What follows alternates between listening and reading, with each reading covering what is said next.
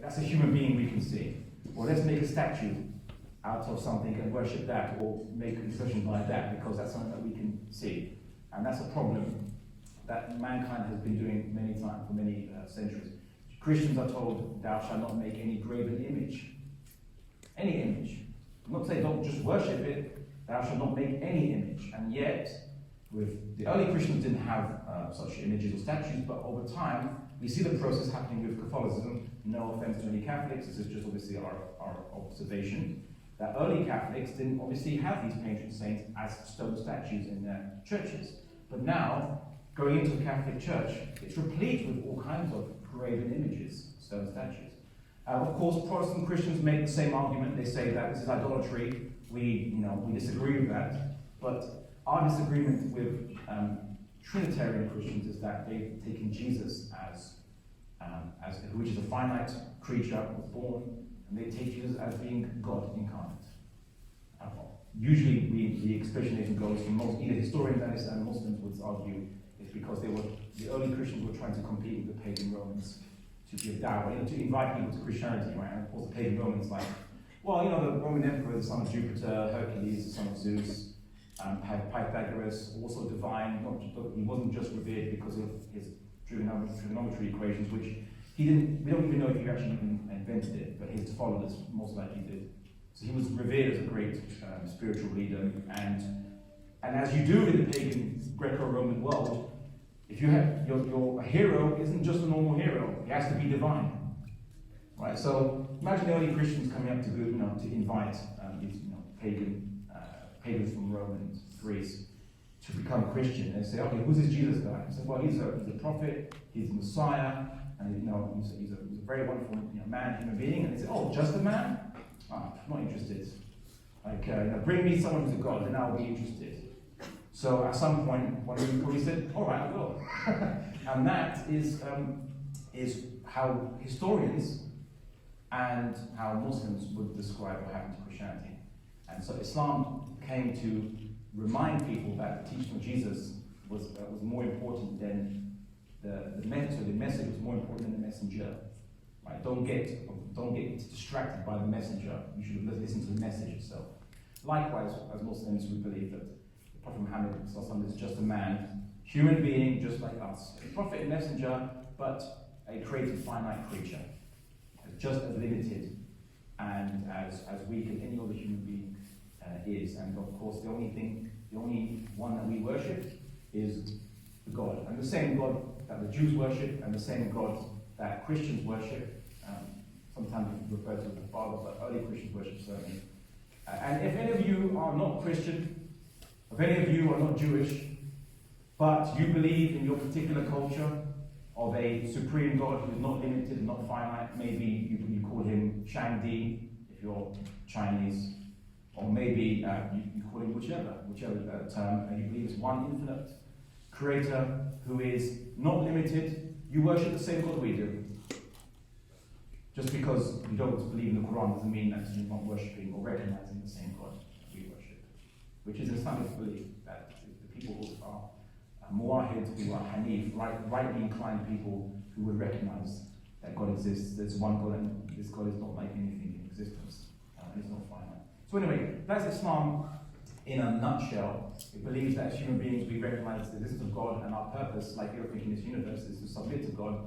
However, our purpose is to submit to God voluntarily, because we have free will, and that's important. And remember that, because that's very important in the discussion about jihad.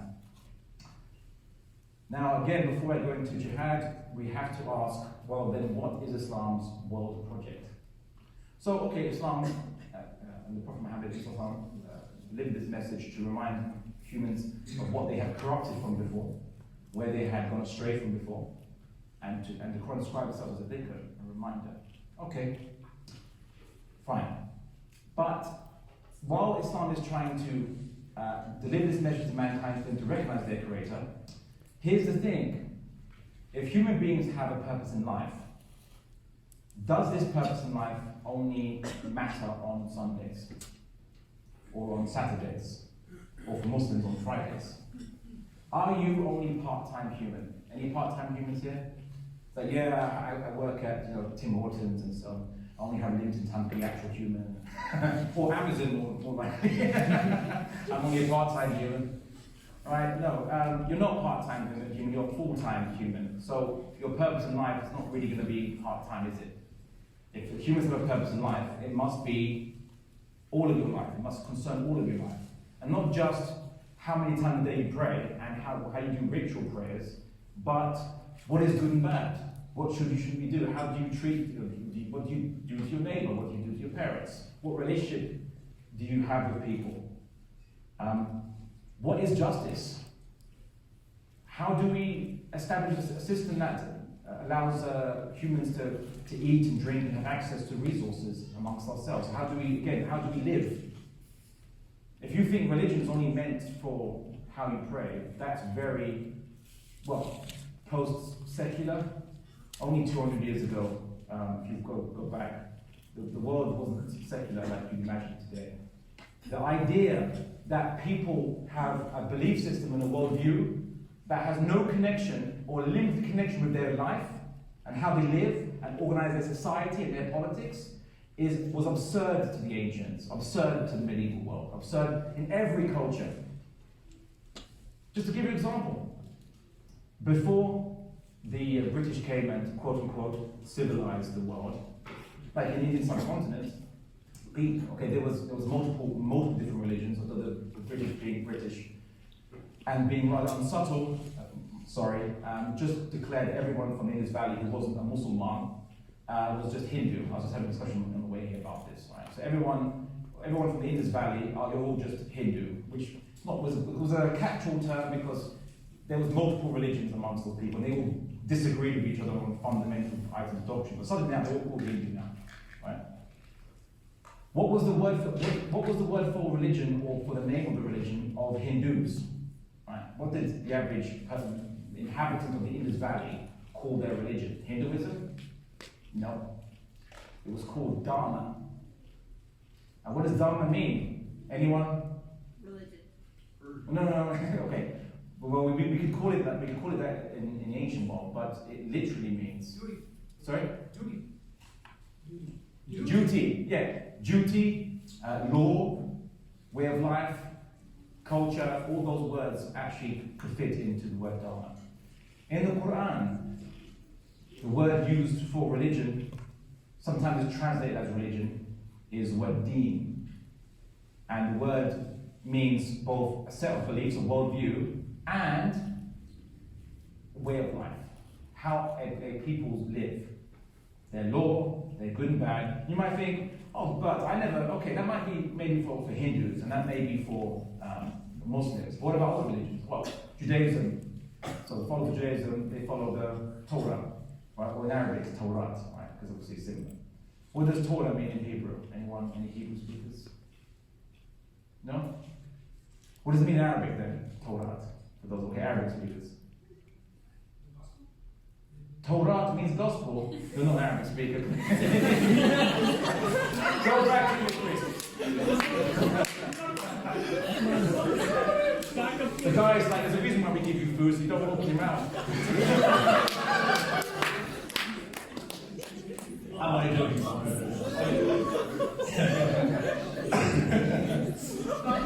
No. He's the butt of the joke all the time. The word Torah and Torah in Arabic, it means law. The Torah means law. And if you want to pick other civilizations, let's pick the ancient Egyptians. The word for their religion was actually the same word for both cosmic balance in the universe, just like you call physics, right?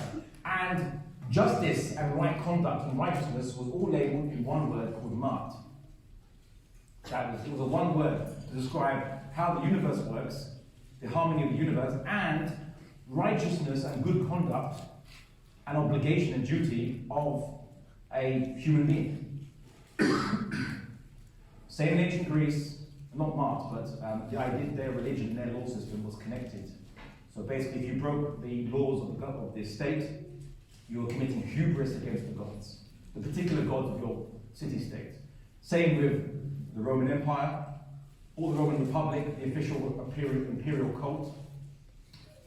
you, as a dutiful Roman, you have to honor the gods of Rome, and then they also came to that mention of the emperor being a manifestation or an avatar of one of the gods, or a son of one of the gods, and so on and so forth. So obedience to the emperor is obedience to the gods, and so on and so forth. So they link that together. Imperial cult, the word cult is just Latin for religion, actually. It's a synonym, cult and religion, by the way. I always find it funny. In Portuguese, which I also speak, the word for religion is called culto. So that's just a little side point. So anyway, the ancient world, medieval world, wasn't secular. Right? That's a very modern idea. So Islam then has a way of life. Now, what is this way of life based on? What is it trying to achieve? What does Islam see as the purpose that all human beings have to seek to obey? Well, first and foremost, we see that in the Quran it says that God has not made mankind or jinn, or another creation, except to worship Him. And the Quran is always reminding mankind, reminding the reader. I want you to read the Quran, because the Quran, the way it engages with the reader, it almost expects you to know these things. Like, don't you observe? And the Quran also says, don't you see? Don't you observe? Don't you reflect? You would have seen this if you thought about the world. But in terms of a specific policy, how as Muslims do we fulfill the commandments of God beyond just praying 5 times a day?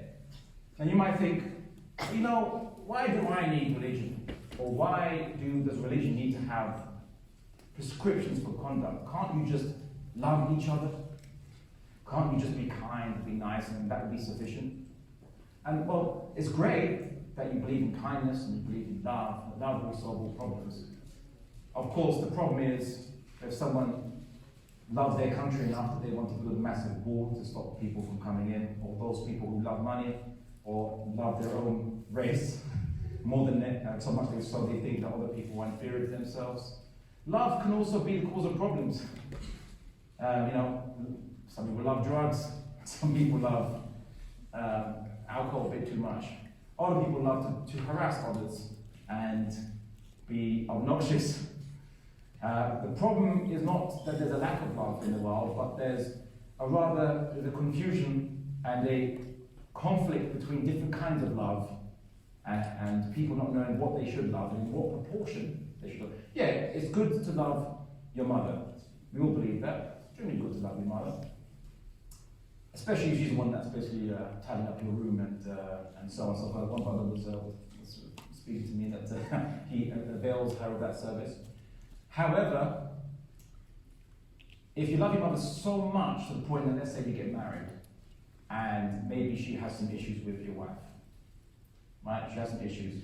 And so she actually tells you, leave your wife in the house, come stay with me for a bit, neglect your wife, I don't like her, or this bad mouths her, and you don't offend your wife, for example, because you love your mum so much that you wouldn't want to even correct her. That's when what was a normal love was taken out of proportion and it becomes toxic. You've overloved something. So love, just saying love will solve the world, well, it doesn't solve the problems of the world just by itself. It's a good motivation, but you need guidance. We love people, we should look after poor people. We love people, we should not transgress against their property as well. We shouldn't steal. If you love your fellow mankind, you shouldn't steal. Sorry, I forgot we're in Trudeau's carrying on people crime. We shouldn't transgress against people's property, and we shouldn't transgress against. We shouldn't leave people to be, we should leave people to be poor and homeless and so on. Okay, those two great loves, really excellent. But here's the problem. What if you have this laissez-faire economic system because you love people to have property and to do with their property as they want, but there's not enough money because all the rich have bought up most of the capital and the means of production. Got a bit Marxist there. And so much so that there's poor people who, no matter how hard they try to work, they can't find work. They're on the streets and they are basically starving. And malnutrition, don't have access to medicine, and there's not enough money. So, okay, we have to take money from people to pay for them. But what if those people don't want to give their money? Okay, we have to tax them, meaning you have to take it by force, in a way. They don't have a choice in the matter. And then when you're going to take that money from them, they say, look, I thought you loved me, right? I thought you loved Me and I love my property, why are you taking my property away from me? Well, I have to help with other people. Yeah, well, that's great, but why are you taking my property to do it? Right? And that's the problem. That's when all your love, just having love, is not sufficient, because if you don't know how, what to do, and to what proportion, there will be no solutions. Right? You're going to have to eventually contradict yourself. Right? So just simply loving everyone is great, but we need actual guidance. So the Prophet Muhammad, in the Quran it says that God sent down the book and the balance. So he could send down the Quran and he sent down the balance, which we generally interpret to mean the example of Prophet Muhammad, his guidance and understanding of the Quran, so that people may establish justice. Right? So Islam gives guidance as to what is justice and how we can establish it and how we can look after people. And one of Islam's world projects for mankind, because the Prophet Muhammad was described as a mercy to mankind, or mercy to the world, in fact, or to everything into the cosmos, he commanded Muslims, he said, be merciful to the people of the earth, and the one above the heavens will have mercy upon you. He commanded Muslims to be merciful.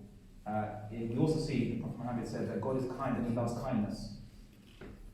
And so, as Muslims, we have to be kind. He also says in the Quran, "O you who believe, be upholders of justice, bearing witness for God alone, even against yourselves, your parents, or your relatives." So in Islam, we're commanded to be merciful, and we're commanded to be upholders of justice. Okay, those are some words there, but we need now specifics. What does mercy look like? And what does justice look like? And how do we stand up for justice, even against ourselves, by the way? Well, we see that the Prophet Muhammad made some very specific commands and how to discharge this. So the Prophet Muhammad guaranteed the rights of all human beings to a number of things. He said, the son of Adam, which is an Arabic expression, meaning everyone who is a human being from the tribe of Adam. Son of Adam has no better right than that he have a house wherein he may live, a piece of clothing whereby he may hide his nakedness, and a piece of bread and some water. So as a basic minimum, there's the other narrations that also talk about other rights, but this is just one example I'm going to give, because we're talking about Jihad here, about the Islamic economic system, of which I have a whole lecture you can discover online just on Islamic economics compared to capitalist economics and communist economics. So that's a different discussion. So what we see in this narration, the Prophet Muhammad is establishing that as Muslims we should have a concern to ensure that every person on earth has access to shelter, clothing, and sustenance. And that is something that is an obligation that Muslims actually have. And it doesn't say the son of Adam who is Muslim, like those amongst son of Adam who are Muslims, it's a broad term. Everyone, humanity, all human beings. And that's very important. So, what about mercy? Right? Well, mercy would be that. Justice, what about justice? Justice is to prevent people from harming each other, as one minimum. But, you might ask, how else are these things manifested? Well, there was a French poet and historian, Alphonse de Lamartine, in his book, Histoire de la Turquie, 1854. He said this, he was quite shocked. He went to the Muslim world, went to the Ottoman Caliphate, and he encountered this. He counted these hospitals that treated dogs and cats amongst the Muslim world. He was shocked by this. Here's what he said. Muslims have good relations with all creatures, animate and inanimate, trees, birds, dogs, in short, they respect all things. God has created. They extend their compassion and kindness to all the species of wretched animals, which in our countries are abandoned or ill-treated. In all the streets, at specific intervals, they leave bowls of water for the dogs of the district. Some Muslims found pious foundations at their death for the pigeons they had fed throughout their lives, thus ensuring that grain would be scattered for the birds after they have departed. And there was a few other French travelers who were shocked to discover that you had hospitals to treat animals. And this was at a time when there wasn't sufficient hospitals in Europe to treat humans. But that wasn't an Islamic concern. The Prophet Muhammad taught, if anyone plants a tree, neither human being nor any of God's creatures will eat from it without it being reckoned as a charity from him. What that means is, in the word sadaqah, it means a charitable thing you do that you get rewarded for, so God rewards you for it. So if a Muslim, for example, plants a tree and birds eat from it, I don't know, here you have like raccoons. I once saw a raccoon running around campus. Probably late for class. Raccoons eat from it, and human beings eat from it. Every person that eats from that tree, the person who planted it will get a reward from it from God. That's the motivation as Muslims that we are told, and we are encouraged to do, to be merciful to all mankind and all things. Now here's the thing.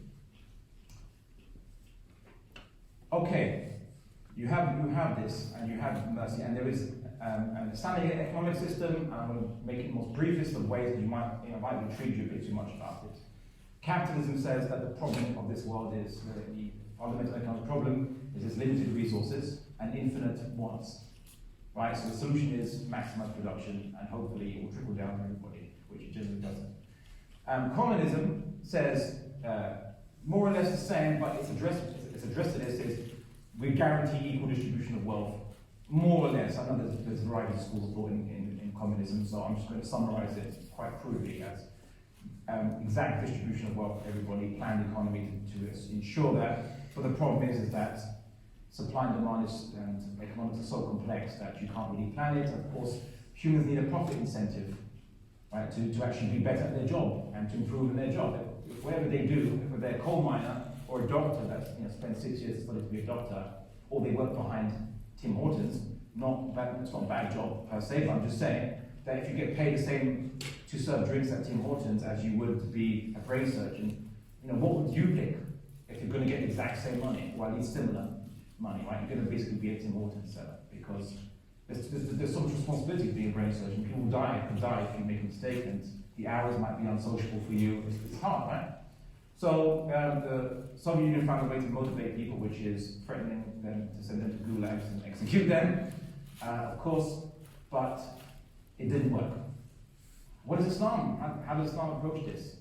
Well, it just basically says there isn't infinite needs. There's finite needs, right? You only need a certain amount. I don't care how North American you are, you only need a finite amount of food. Right? I don't care whatever your concern with fashion, there's only so many bags that you actually need. And sisters are looking at me like, how dare you? That's, of course we need infinite bags.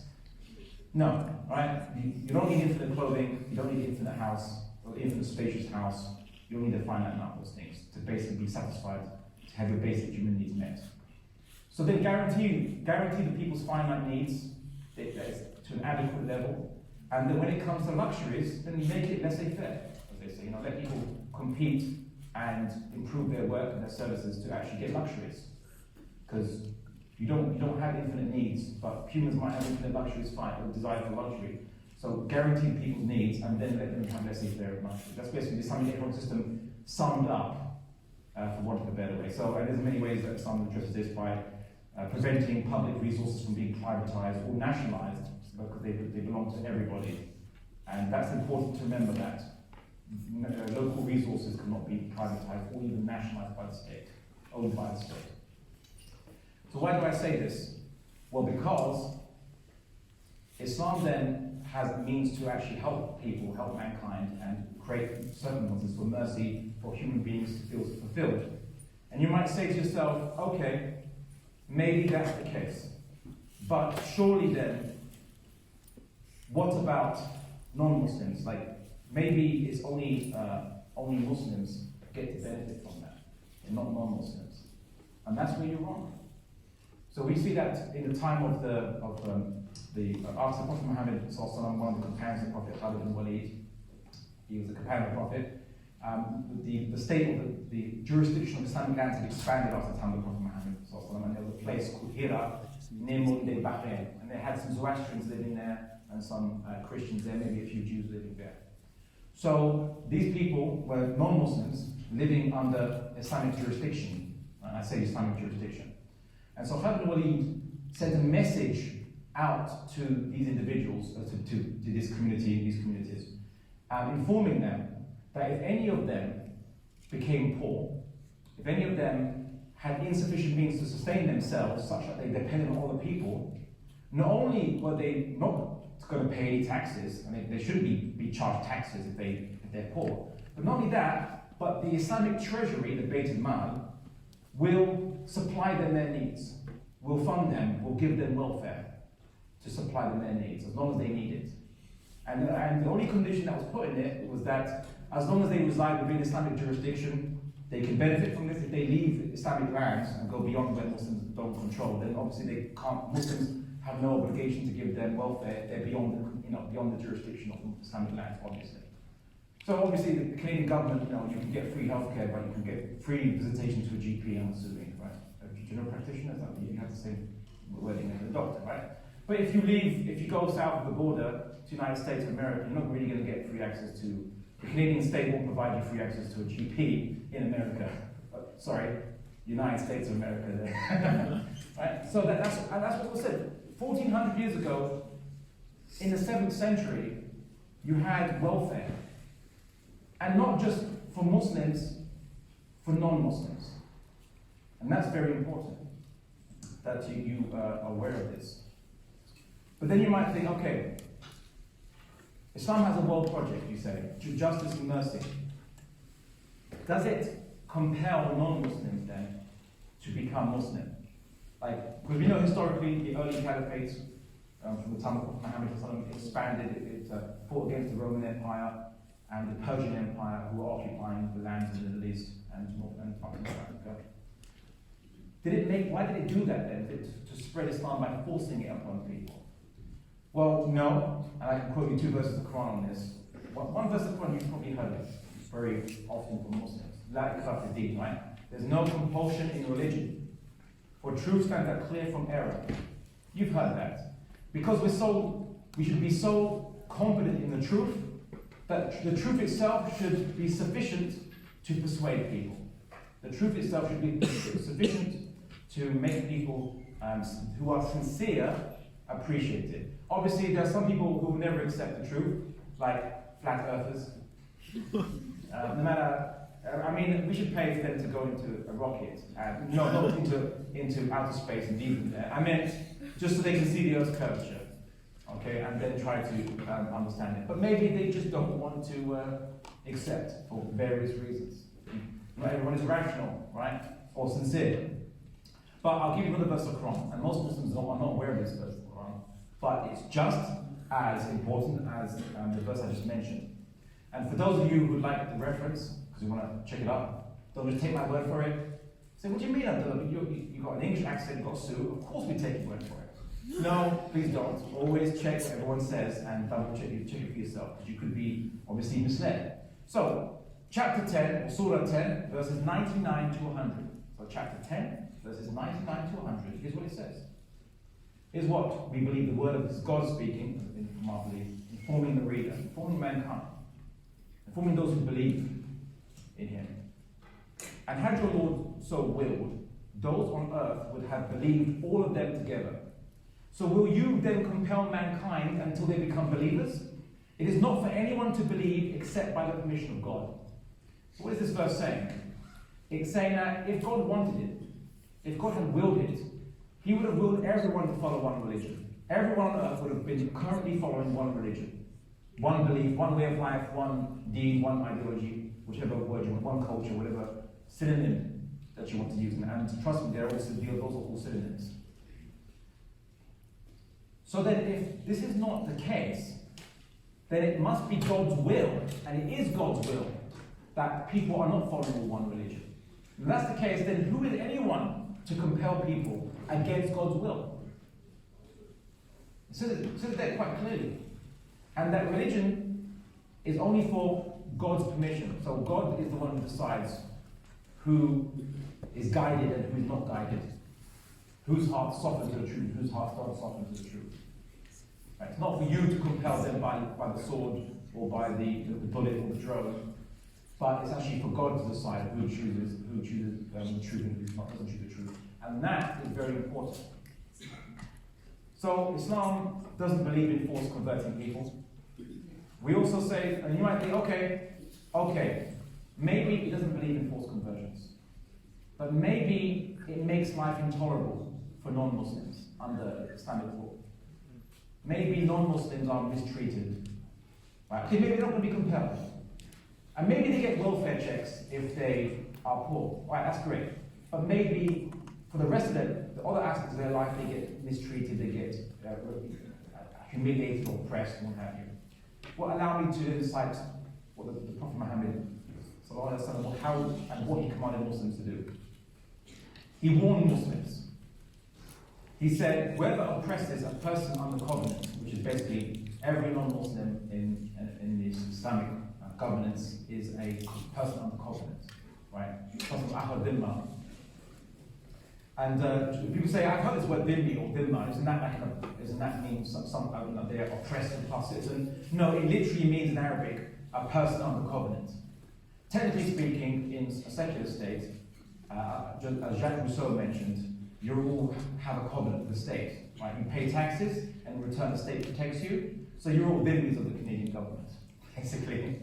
You're Ahl Dhimma of the Canadian government, the people of covenant. So the Prophet Muhammad said, whoever oppresses a person under the covenant,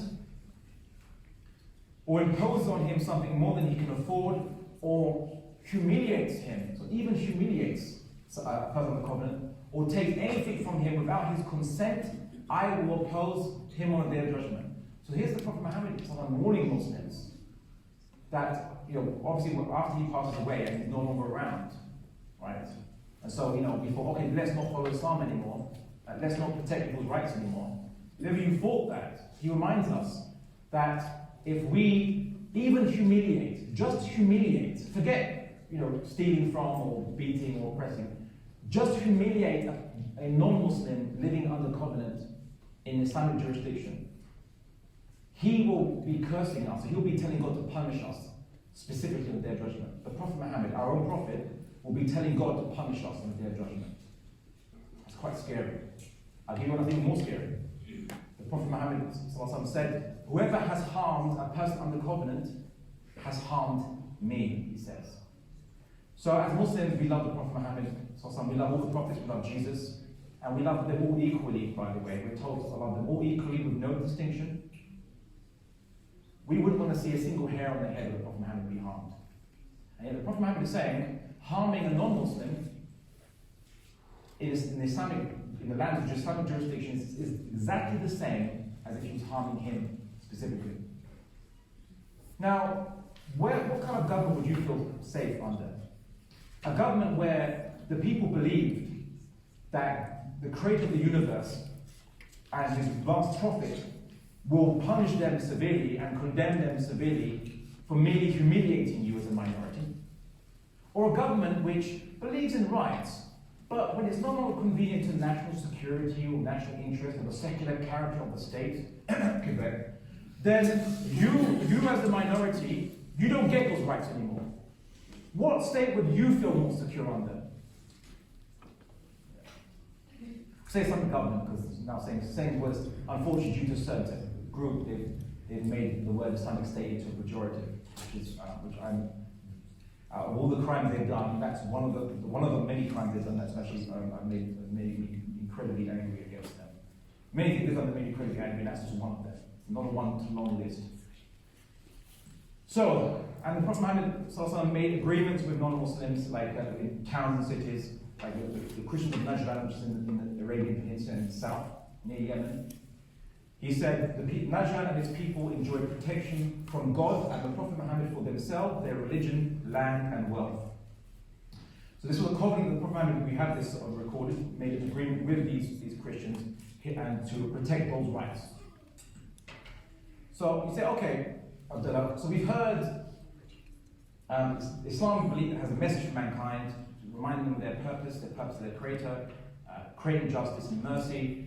To non-Muslims, those who are adamant upon their religion. The Prophet Muhammad, in a case where there were Jews that were coming under the jurisdiction of Islamic lands, the Prophet Muhammad specifically said, those who are adamant on their Judaism, i.e. those who do not want to change their religion and become Muslim and stay Jew, shall not be tormented for it. Very specific. So he's being very clear that we have so many narrations that are crystal clear from the Prophet Muhammad. There's no room for interpretational ambiguity.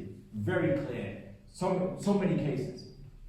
So if Muslims, when it comes to non-Muslims, if they don't want to accept Islam, And if they are poor, we give them welfare. As Muslims, we're obliged to give them welfare.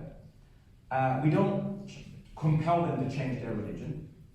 And in another verse of the Quran, it refers to a case where there were some Jews who went to the Prophet Muhammad.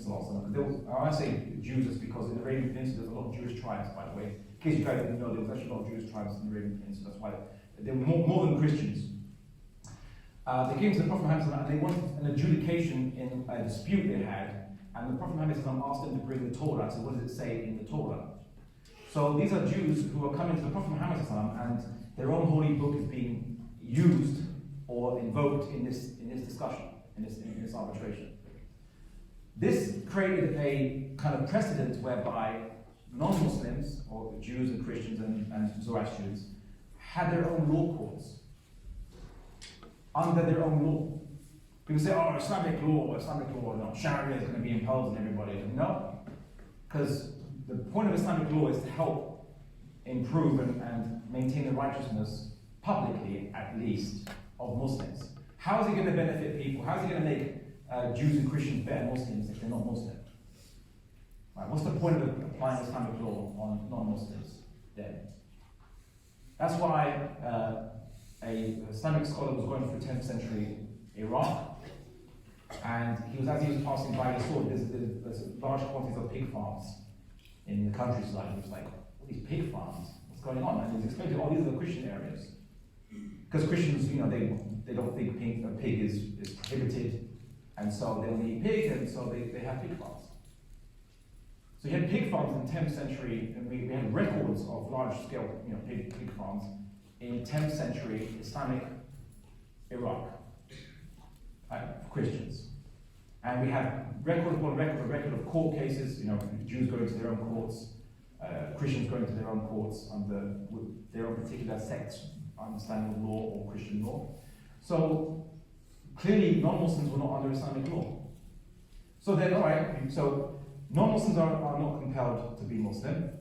The poor amongst them are given welfare, and you don't interfere, you actually let them have their own law system, and you don't change their culture. You say their religion is protected, their culture is protected. So then, what is the point? What was the point of you expanding your jurisdiction then? Because surely the only purpose of expanding a jurisdiction is to I also forgot to mention, sorry, and public resources can't be privatized or even owned by the state, so no one owns it, no Muslim can own public resources, water, in this day and age, petrochemicals and so on, right?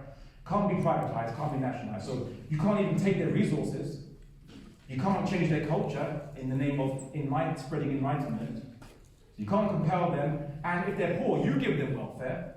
You don't, instead of sucking out money from them and taking it to your capital, you give them welfare. So what was the point of expansionism? Because, European history, there's no other motivation that we can observe for expanding those territories. Well, mercy. I want to ask you a simple question. Put your hand up if you believe in world peace, or you want world peace. What you believe in, you want world peace. Anyone? Some people are like, I'm going to put my hand up, I want war. Use it for inviting war. Okay. Does anyone, I'm going to open this up to the audience, does anyone have any idea of how to create world peace? Kill everybody. Sorry? Kill everybody. Kill everybody. Kill everybody. Oh, I see we have a member of the Soviet Union.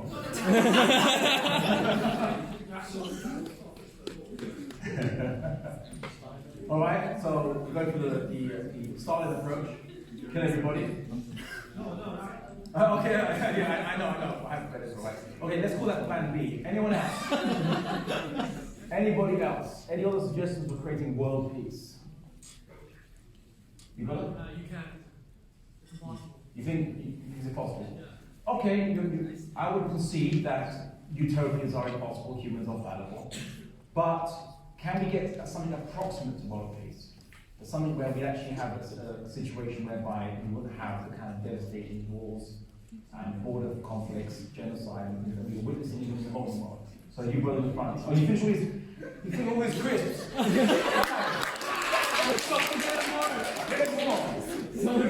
it salt and vinegar or salt and vinegar? Okay, come on then. Let's see. Bring back the cloud. I want something specific. All right, 1 second. 1 second. The lady over there. Ideally, Yep. in the face of genocides and massacres and any gruesome kind of act of violence and whatnot, ideally governments and institutions, they would establish treaties or they would establish charters such as the UN Declaration of Human Rights or the UN Charter per se. But again, those are just ideals. And how's that? And how's the UN Declaration of Human Rights working out for the world? I'll maybe put this. In the upper echelons of the UN, you have the Security Council. They are, the top bomb superpowers. The United States of America, Russia, China, and so on and so forth. In the Security Council. Question: who are the biggest purveyors of weapons and armaments in the world today? The biggest.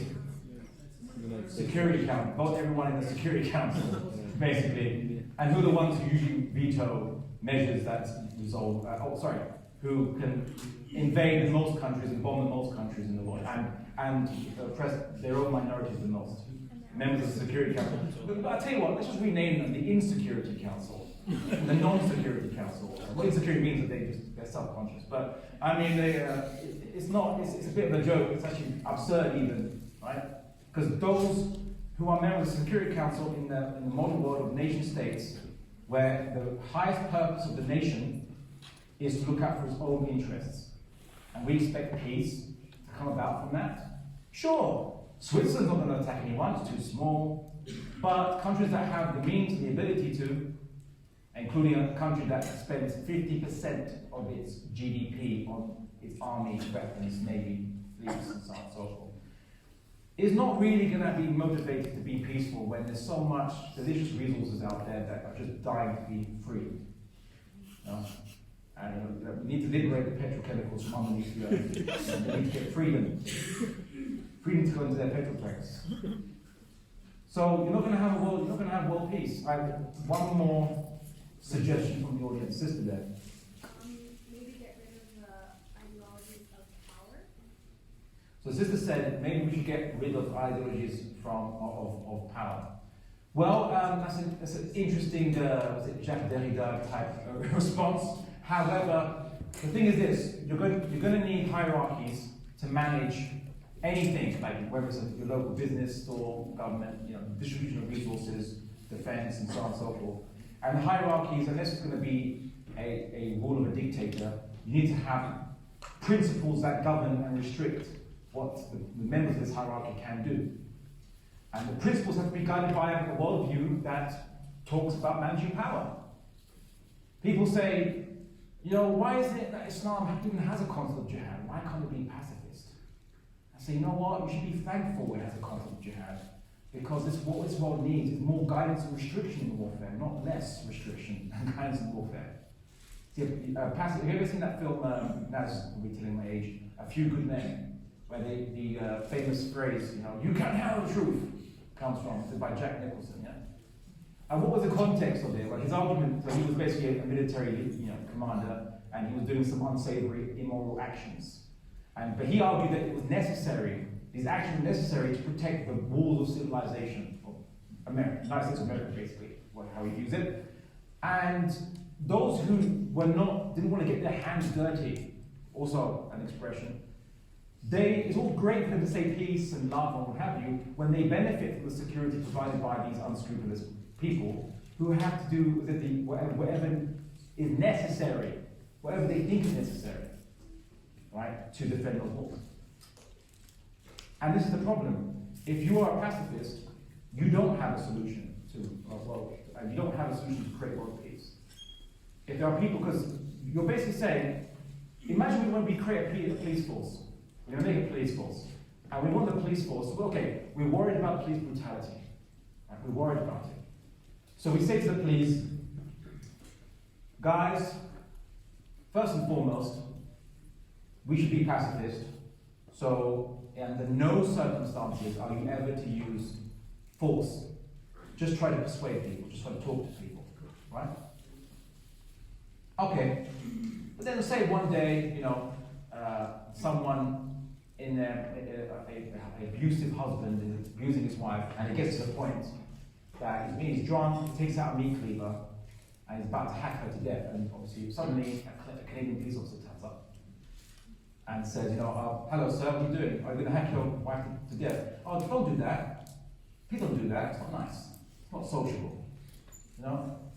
It's not considerate.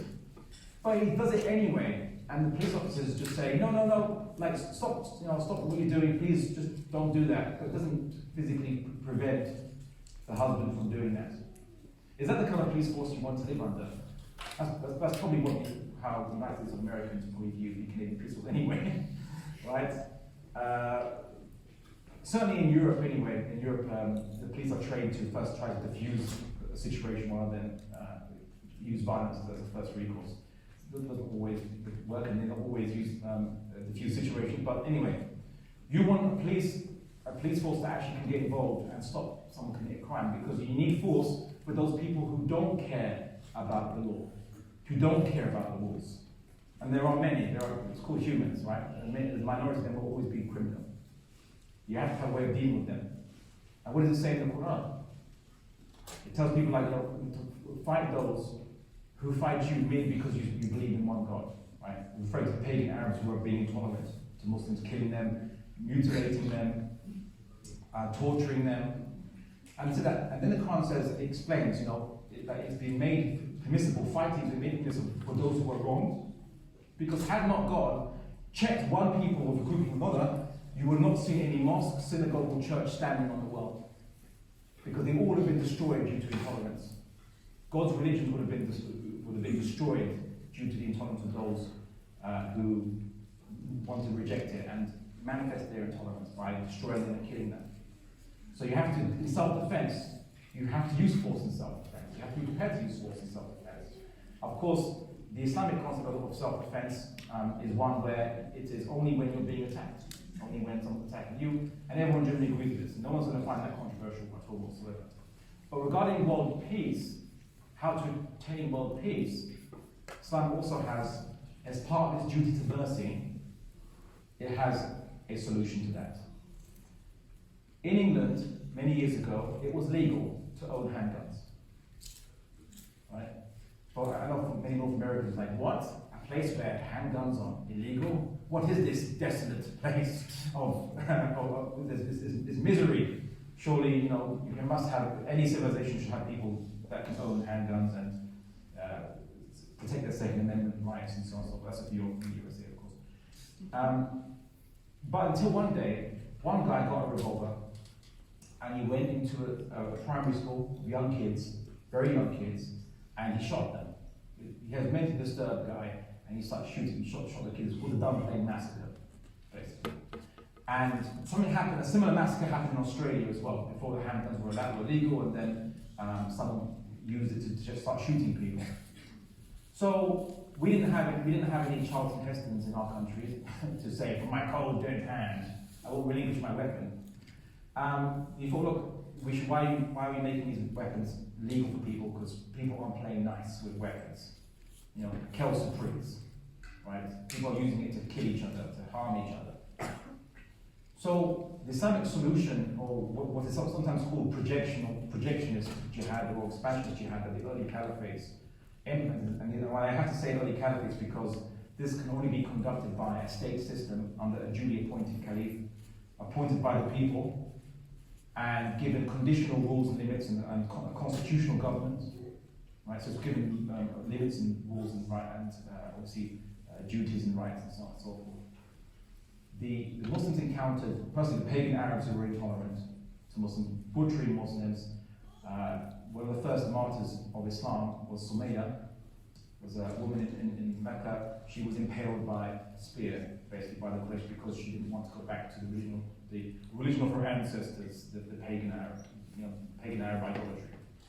Of course, the argument was that actually, from the Quran, that these guys were actually the aberration, because their even older ancestors was Abraham and Ishmael, and Ismail was following the vision of one God, was following monotheism, and they had corrupted it by bringing saints and idols and things into it, as humans are wont to do. So you had those, and then you had the Roman Empire, the Eastern Roman Empire. right? And you had the Persian Empire. They were ruling over peoples that weren't too happy about being ruled over, and they had massive wars with each other. You know, it's like basically the United States of America and Soviet Union type affair. These were the regional superpowers, very powerful, and they were fighting each other. And when they fight, and when the pagan Arabs fought, there was no concept of, oh, don't attack non-combatants, don't target civilians. If they saw a military advantage in it, they would target non-combatants. They would, scorch earth policies, to raise cities to the ground, to deny control from the enemy, to control those towns, those strategic towns and cities, deny resources, burn crops and fields, and so on and so forth. That was how warfare was conducted back then, and arguably afterwards in many parts of the world, not under Islamic jurisdiction. And here's the point then. How did the Muslims, or how did Islam try to help all those people who were living under the Persian Empire and the Roman Empire? And when it comes to Iberia, it was under the Visigothic, the Germanic tribe of barbarians who basically controlled, occupied modern-day Spain and Portugal. How do you help those people? Right, how do you help them? And just so you know, actually in Spain and Portugal, it wasn't called Spain and Portugal, but then it maybe called Hispania, perhaps, or Iberia in the Greek. Jews were discriminated by Christians, or Christians were discriminated against Jews. I'm not talking about under the Roman Catholic Church. This was all the way back in the 6th and 7th centuries. All the way back then, they were actually being discriminated against, oppressed, brutalized, stolen from, a whole number of things. So much so that when they encountered the Muslims, they were who actually, dissolved this oppressive regime and apparatus. And Muslims realized that they didn't have enough soldiers to garrison all the cities in Iberia, and Jews actually offered to help Muslims garrison and protect these towns and cities because they were living there. Now, is that how you would greet people who are invading you to subject you? No, because the Muslims weren't doing that. So the Islamic solution to world peace is, what the early Caliphs did was, disarm the world. You disarm them. Because that's the only thing they're doing. You're not telling people how to live. You're not compelling them to change their religion. You're not, they have their own law courts. You're not kicking them out their land. You're not relocating them to reservations. Yeah, non-Muslims weren't kicked out and relocated. That's not happening. Those who are poor given welfare, by the Muslims, and those who can't support themselves. And the resources in each area is not being exploited. And as we know historically, everywhere the caliphate went, prosperity arose and bloomed. So much so that the capital that the Prophet Muhammad established, and where the Islamic dating system begins, it doesn't begin at the birth of the Prophet Muhammad. You realize this? The first year of the Islamic calendar doesn't begin when the Prophet Muhammad was born. It begins when he created the vehicle to carry the Islamic World Project. It was Medina, city of Medina, when they embraced and they asked the Prophet Muhammad to rule them and to rule them according to Islam and so on. That's the first year. That's like year zero rather. And they expanded. But Yathrib or Medina, but we know from history that the capitals of caliphates were in Baghdad, were in Damascus, were in Constantinople. We know that Cordoba all the way in the west it was so rich and powerful that it rivaled Baghdad and rivaled the capitals of the caliphate. How does that work out? Well, because the Islamic caliphate wasn't an empire. An empire is when you have one capital and one group of people dominating others and then bringing resources and taxes to its center. But the Muslims, it was irrelevant where the capital was, and they moved it different places. It's like the British Empire moving the capital of the British Empire from London to Delhi. Is it still an empire then? I mean, what's going on? You have Queen Victoria living in Delhi and entourage and others. I mean, imagine that. Is it still an empire? It wouldn't be, because it's an empire. We know it's an empire because London was the capital and the world was serving the desires and needs and control of this capital. Whereas for Muslims, it was irrelevant where the capital was. And interesting enough, Baghdad, you think, but Abdullah, surely maybe non-Muslims were like inconvenienced because you're coming to their lands, and we're in Canada, we know the history of Canada. You're saying they weren't kicked out, but they took these cities then. Isn't that going to inconvenience these non-Muslims? Well, actually, these cities, okay, Damascus will come to that in a case in point, but Baghdad and the regional capital in Egypt, Fustat, didn't exist before the Muslims came. Because the Muslims didn't want to inconvenience those who were not Muslims, didn't want to leave Islam, they didn't want to leave their religion.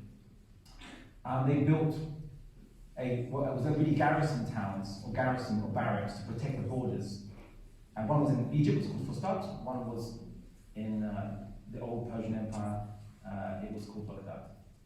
They didn't go to Persepolis or Ctesiphon and kick out the Zoroastrians and say, we take the city, that's ours. No, well, here's a patch of land, well, mostly desert, that no one's using. We just build a garrison town to protect the borders, and that's it.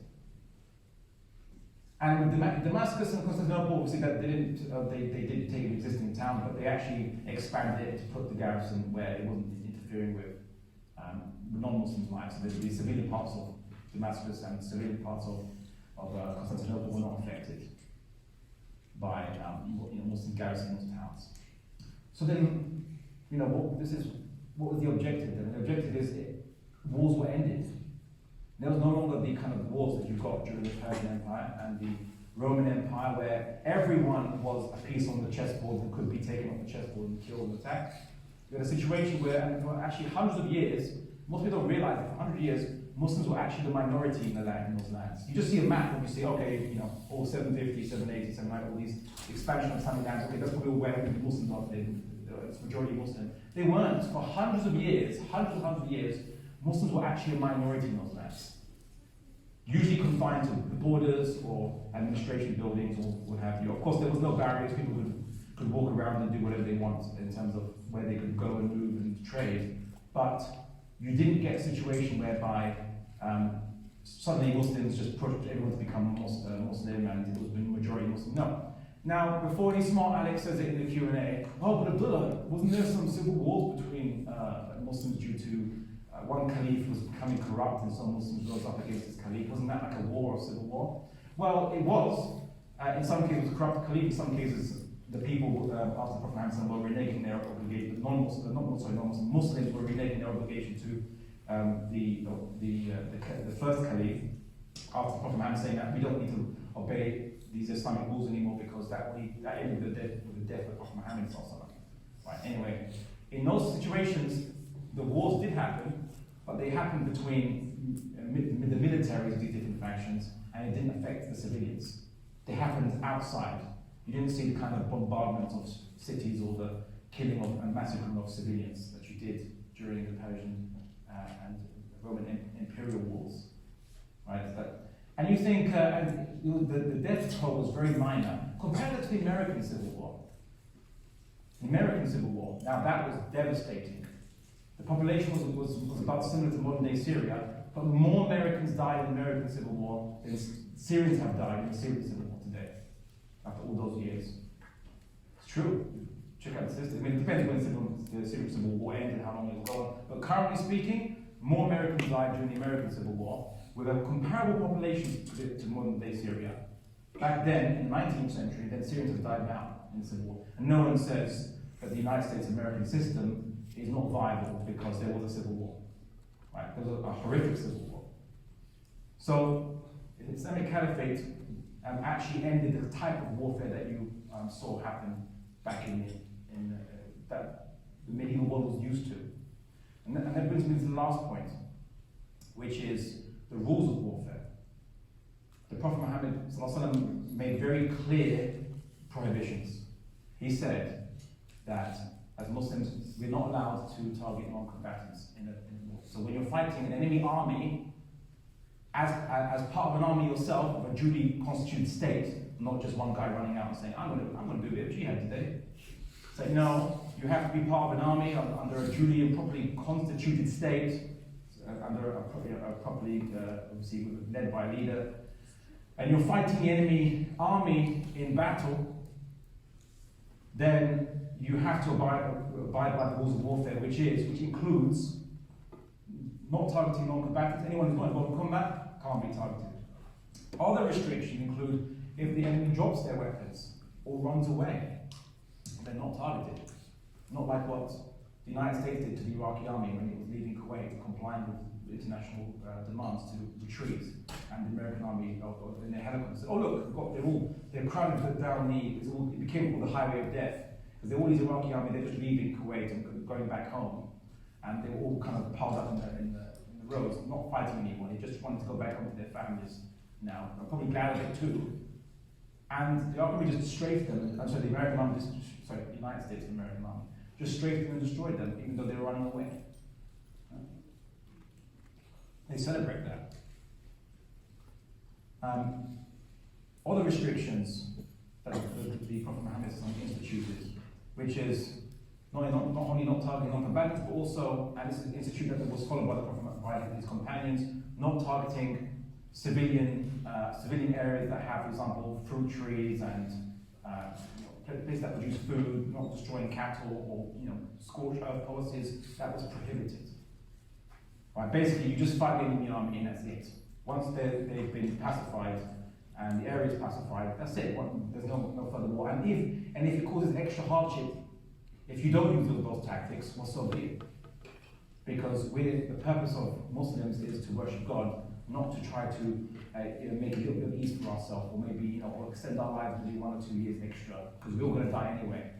So the only choice is how you lived. You're not going to stop yourself from dying. So you can't justify doing tactics which you think, I do it because it will help preserve our life or help save our life. No. And that's the difference to materialistic ideologies. And you say, well, now, why do I say that now? Well, I say it because, does anyone here study poli-sci? Any poli-sci students? Right? Guy at the top. You say, no, he doesn't. No, you don't. Turns out you study about art history. But he wants to feel good about himself. Why did I waste my life? No, it's poli-sci, it's poli-sci. Anyone else? Any poli-sci students? Sir, anyone else? Sorry? You don't talk, but you.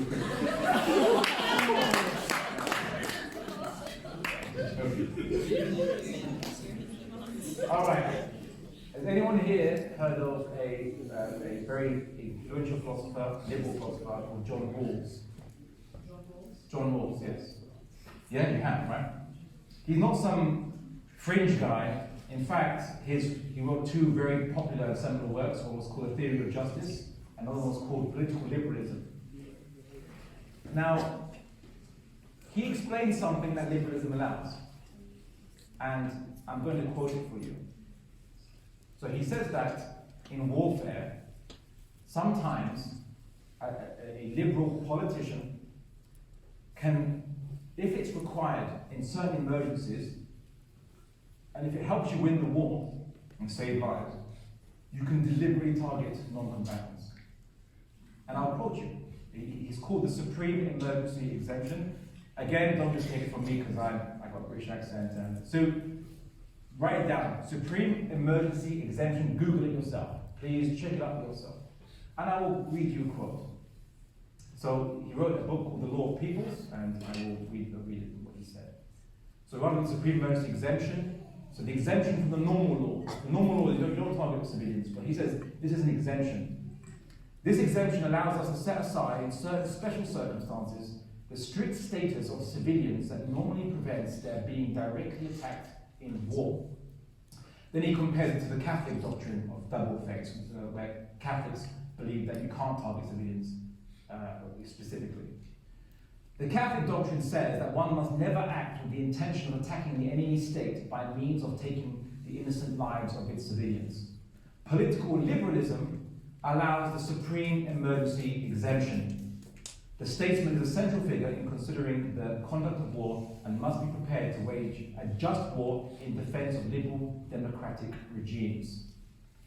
Not a liberal thinker on international relations and warfare called Michael Walzer. He's actually a top guy in that discussion. He's not just, again, these are not fringe guys. That's why I asked for any poli-sci students, because they would know, yeah, I know these people, and these people are actually quite, if you are a poli-sci student, you'll be reading their textbooks.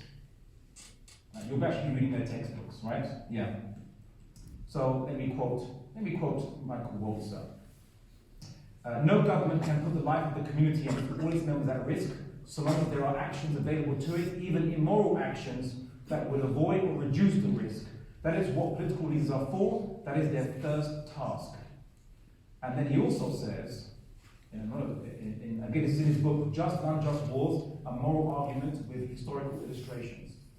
He says, can soldiers and statesmen override the rights of innocent people for the sake of their own political community? I'm inclined to answer this question affirmatively. I like how he said it in this kind of very drawn-out academic way, not saying yes. To say, I'm inclined to answer this question affirmatively. To save a nation, we can violate the rights of a determinate but smaller number of people.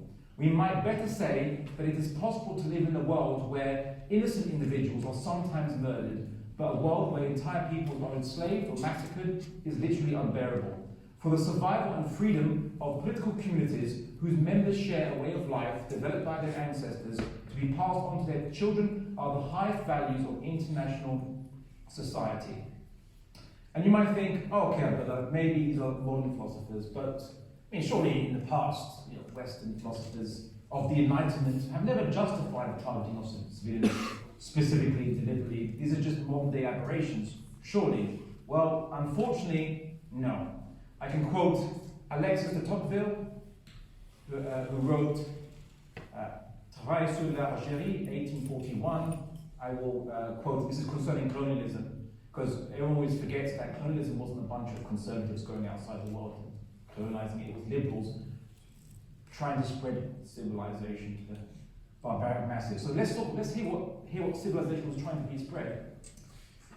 In France, I've often heard men I respect but do not approve of deplore that crops should be burnt and granaries emptied, and finally that unarmed men, women and children should be seized.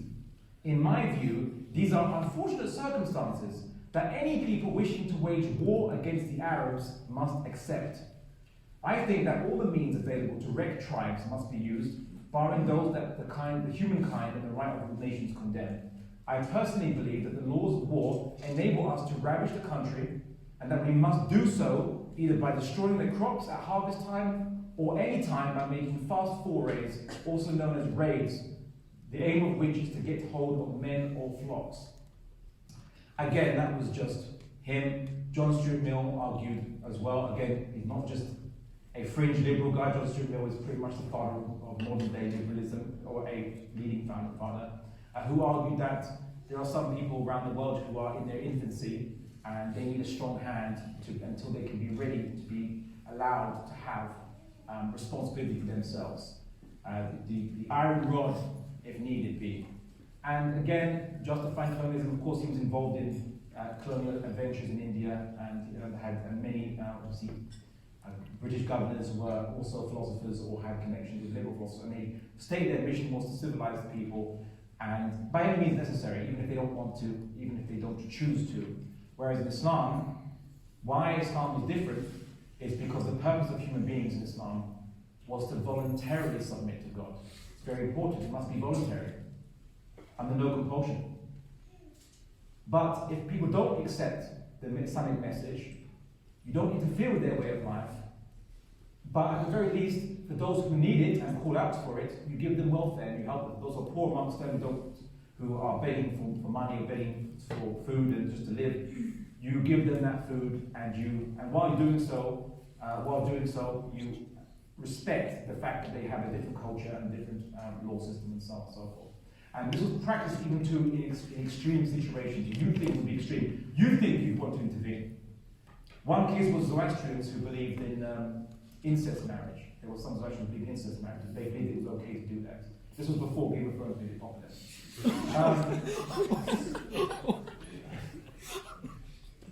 So I've heard.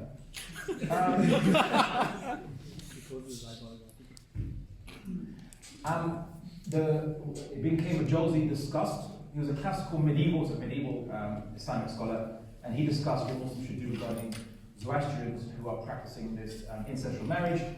And he cited that because the Prophet Muhammad had Zoroastrians under his jurisdiction, but he did not interfere with their practices, that this constitutes a strong opinion that Muslims should not interfere in those cases. Of course, there was another case in certain cultures, the Indus Valley, certain people were practicing something called sati, which is, excuse me if I'm not pronouncing it correctly, whereby if a woman's husband died as a widow, she should throw herself into her husband's funeral pyre and burn along with the dead body of her husband. Not necessarily that's what's practiced everywhere in the Indus Valley, of course, but it was the fact that Muslims didn't interfere with that was evident because when the British came, it was still being practiced under areas that were under Muslim jurisdiction still.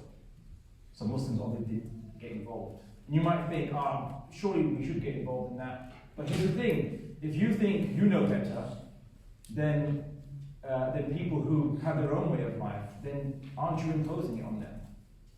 They might think it's not bad. They might think it's good or okay or an honourable thing to do. That's the price you pay for non-interference.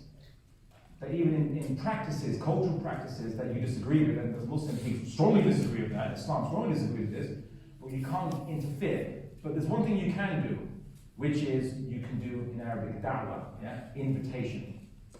Like today, it's meant to be invitation, right? No one's waiting. There's no one coming out with swords here to compel you to become Muslim. The shop ran out of it, and so we couldn't bring any today. But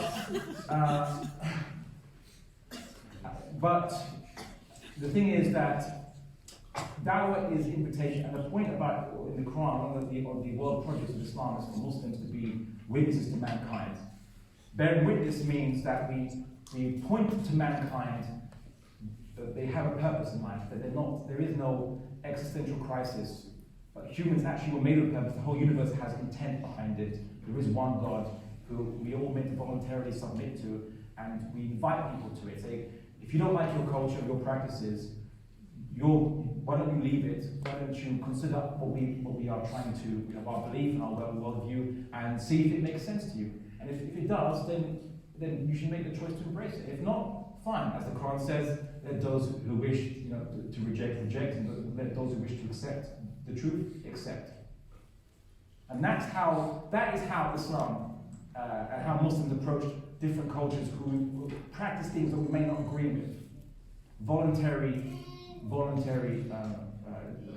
invitation to Islam. And it wasn't like it was as practiced with the rice bowl Christians, as they're called, right? There's an expression to it, where missionaries would go to different, to poorest areas in the world and say, basically, become Christian and you get some food.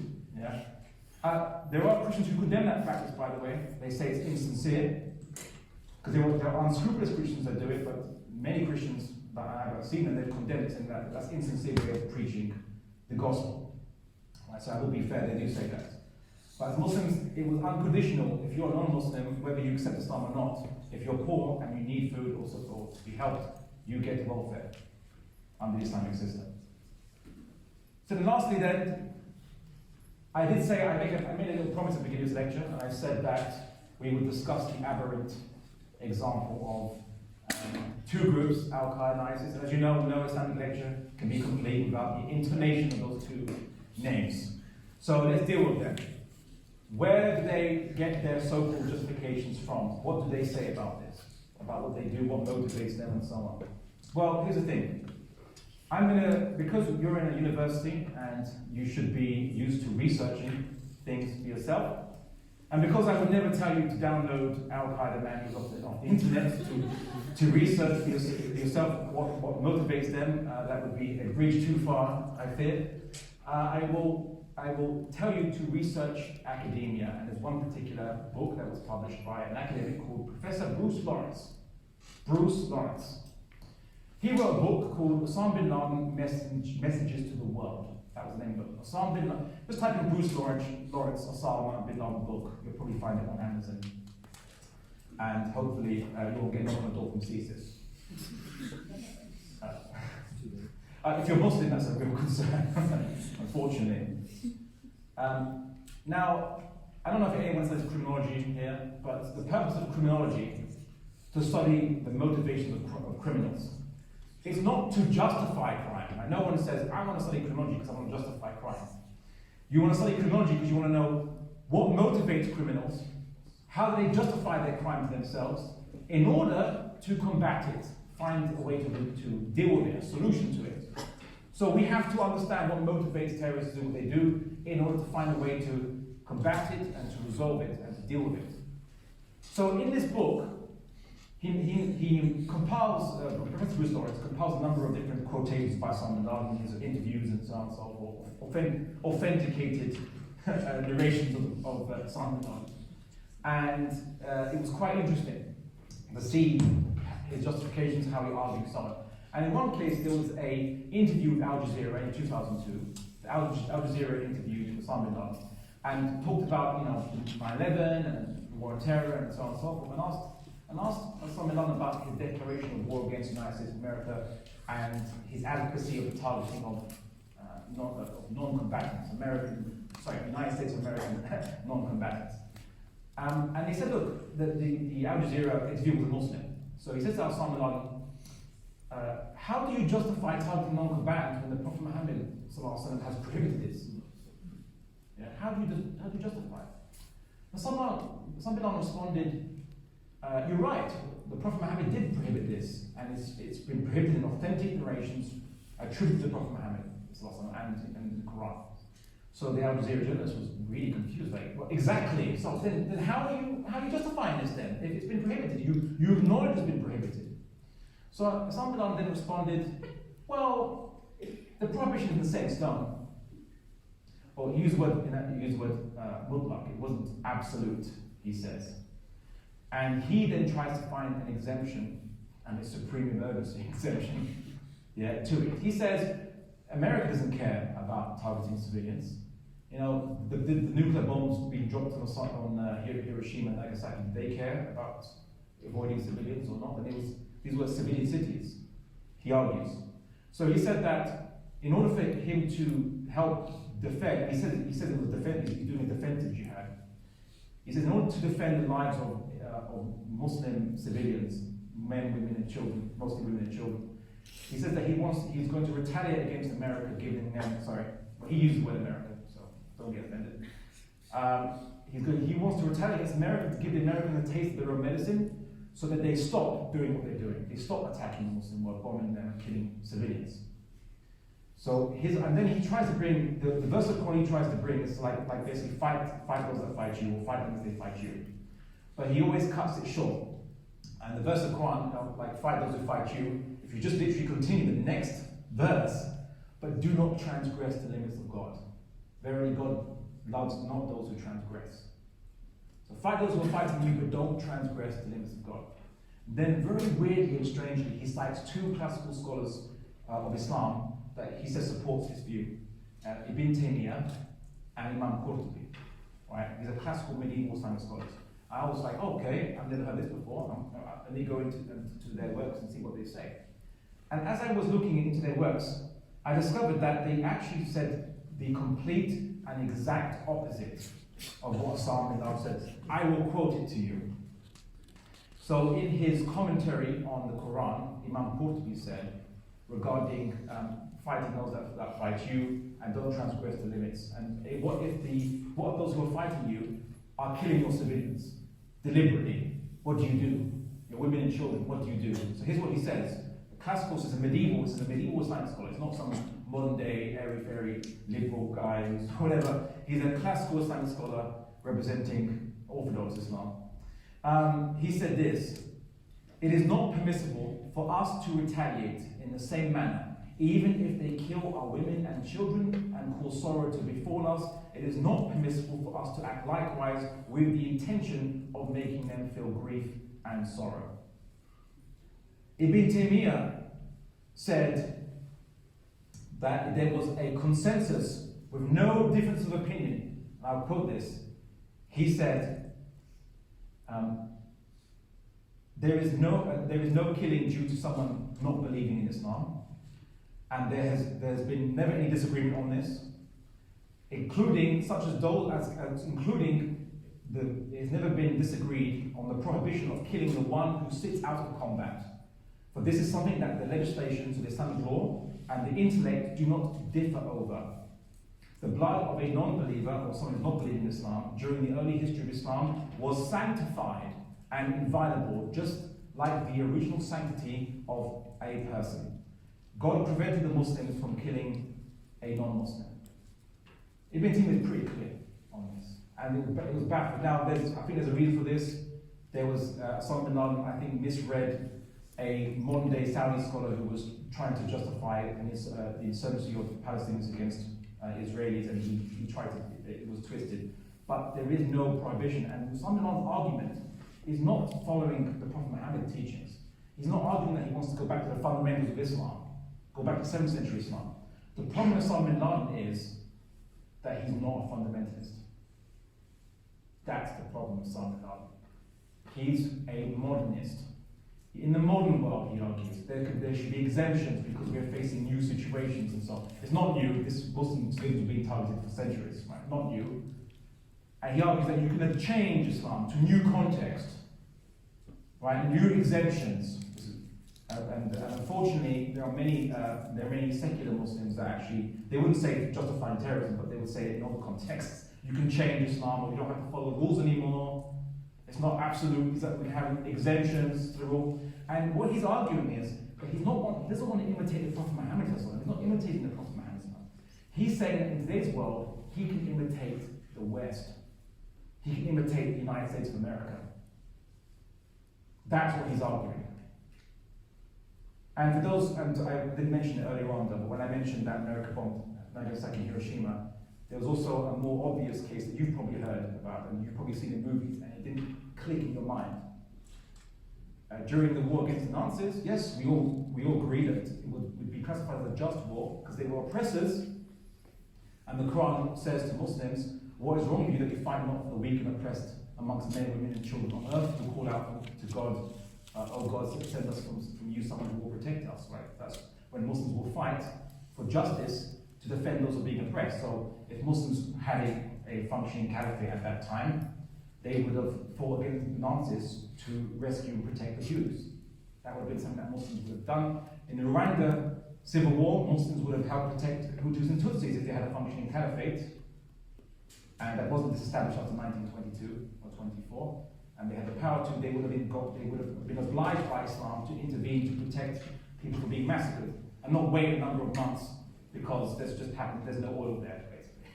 Unlike, which motivates other people to consider being humanitarian. In World War II, German cities with men, women, and children, mostly women and children, were bombed. And they didn't call it terrorism, they called it strategic bombing. Not the industries, not the industrial areas, the civilian areas of those cities. Dresden was firebombed with incendiary bombs, so much so that those who were not being burnt to death, if they went to their bomb shelters, they were cooked to death because the amount of heat generated, it killed by burning, by inhalation, or by basically asphyxiation due to smoke, or most likely being cooked to death in ovens, 30,000, mostly women and children. 30,000 by the British Air Force. Right? And that was deemed to be a just war. And Winston Churchill explained his motivations. He said that by bombing the enemy population, it will create a lively terror amongst them that will sap their morale and aid the war effort and bring the war to a close sooner. Because there was material benefit he saw in that. He broke and contradicted the rules of basic humanity and human decency. That didn't end the war, it didn't bring the war to a close sooner. But so many women and children died because of a materialist calculus of people who don't take seriously that there is a hereafter and that people will be held to account. So I ask you, what do you think would make a better world and would at least, it couldn't end all wars, but it would create a world whereby the effect of warfare is limited. One, where people believe that they will do anything they need necessary to win a war, to get resources, to spread civilization, to fight against anyone they think to be a threat, which usually is those who have petrochemical resources or things like that. That kind of world, or a world whereby the security is guaranteed, or at least defended, and those who are weak and oppressed throughout the world can count on those who will gladly sacrifice their own lives, even if not convenient, to protect their rights under any circumstances, because they fear not losing their life, but they fear being destroyed for eternity in the next life. What world do you think you feel more secure in? Thank you for listening.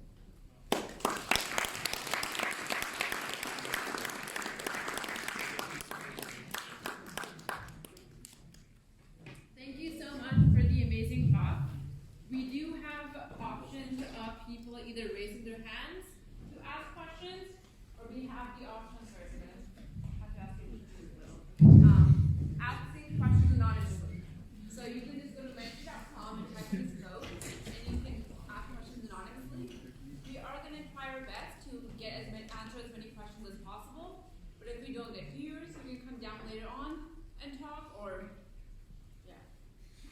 Now I prefer, kind of live questions. People put their hand up and asking. But if you're too embarrassed, you can do it anonymously.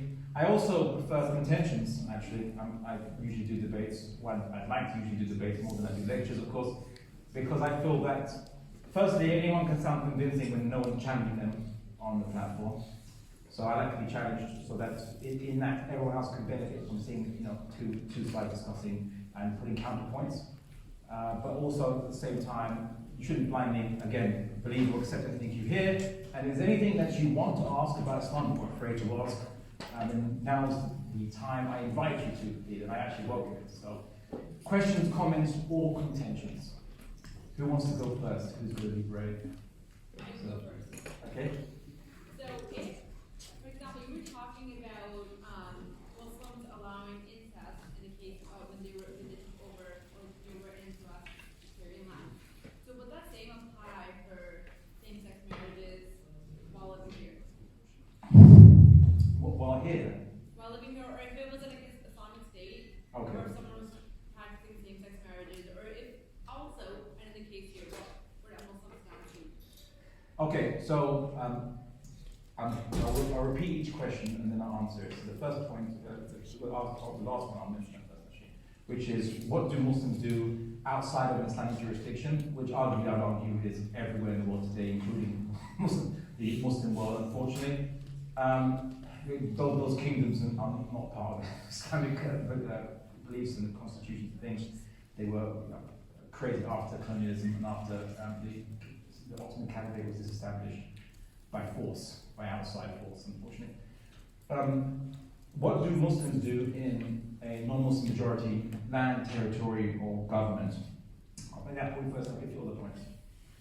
Well, first and foremost, Muslims living in non-Muslim jurisdictions, usually, unless it's an anarchy, there's no government, there would be a government, and most governments usually make an agreement or a covenant with the people that live on that land.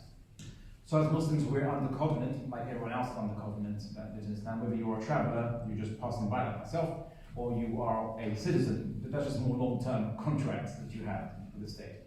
So the Prophet Muhammad and the Quran also says to basically to honour your trusts. So those, if you made an agreement, you have to honour it. So by being a citizen in Canada or being a visitor to Canada, you have an agreement with the Canadian government to not break the laws, to salute Trudeau 5 times a day. I'm joking, don't. And you have to be, you have to abide by these conditions, and that's what you have to do. So in terms of Muslims living here, we have to abide by the conditions as we agreed to honour our promises. And within what is permissible, within that, we have some Islamic obligations that are applicable wherever we are in the world. Helping your neighbour. The Prophet Muhammad said that if you go to sleep, your belly full, and your neighbour is hungry, you don't have any faith. Right? You don't have iman. What is iman? But you don't have real faith, basically. And it didn't specify the neighbour has to be Muslim for you that to apply.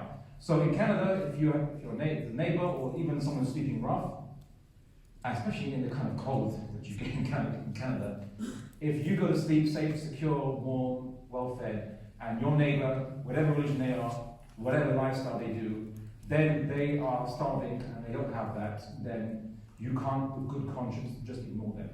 You should help them, you should provide for them. And that applies in any situation. There was obviously one kind of interesting narration where the Prophet Muhammad was telling the Muslims about the revelation he received from Gabriel, and Gabriel was telling him about the obligations of a neighbor upon the Muslim. And he said it was so many obligations that you have to your neighbor that he was worried that it would end with Gabriel telling him that the neighbor has the right inheritance from you too, right? So that applies no matter what, no matter where you are. You have to have concern for your fellow human being as mandated as an obligation by in Islamic commands, explicit ones from Prophet Muhammad also. Other things, bearing witness to mankind, that happens anywhere you are. So bearing witness means you call people to the truth, you invite them to it. As the Quran says, invite them with hikmah, with wisdom, and fair speech, gentle speech, fair speech, not like, become Muslim. No, it doesn't really work. Maybe someone says, well, actually, someone shouted at me, I felt, I'm become Muslim then. It doesn't usually work. So, as Muslims, we should bear witness to mankind, which also includes pointing out when there is, by giving advice, pointing out when there are inconsistencies in the different ways of life that we encounter, and giving solutions, Islamic solutions to problems. Right? So when there's like recession or economic stagnation, we should discuss, well, Islam has solutions to this. And this is due to internal conditions within capital. I'm not going to go into that in detail. When people say, we have a problem with violence initiating caused by alcohol, with people driving under the influence of alcohol, with the problem of how do we establish consent when under the influence of alcohol, what do we do about this? It's a perplexing problem. I said, well, why don't you guys just consider banning alcohol? It pretty much is the most lethal drug by proportion of deaths it causes out of all of them. Crack cocaine doesn't come anywhere near the amount of deaths that alcohol causes. So here's a radical solution, just top my head, just ban it. So, but people want to drink alcohol. How are you going to stop them from drinking alcohol? Oh, well, you're happy to deny people's free choice when it comes to crack cocaine. Yeah? And some libertarian would like, preach for the preach. Yeah. Liberalize it all. Well, at least in that, libertarians are a little bit more consistent. But when it comes to this alcohol, we'll ban all the narcotics that have kind of social devastation or kind of effects, but not alcohol, the main killer, not just for liver disease, but just for the number of effects, including antisocial behavior, including domestic violence, and of course rape as well. Or shorter than rape, or less than rape, sexual harassment. It can also manifest as sexual harassment or sexual assault, less than rape as well.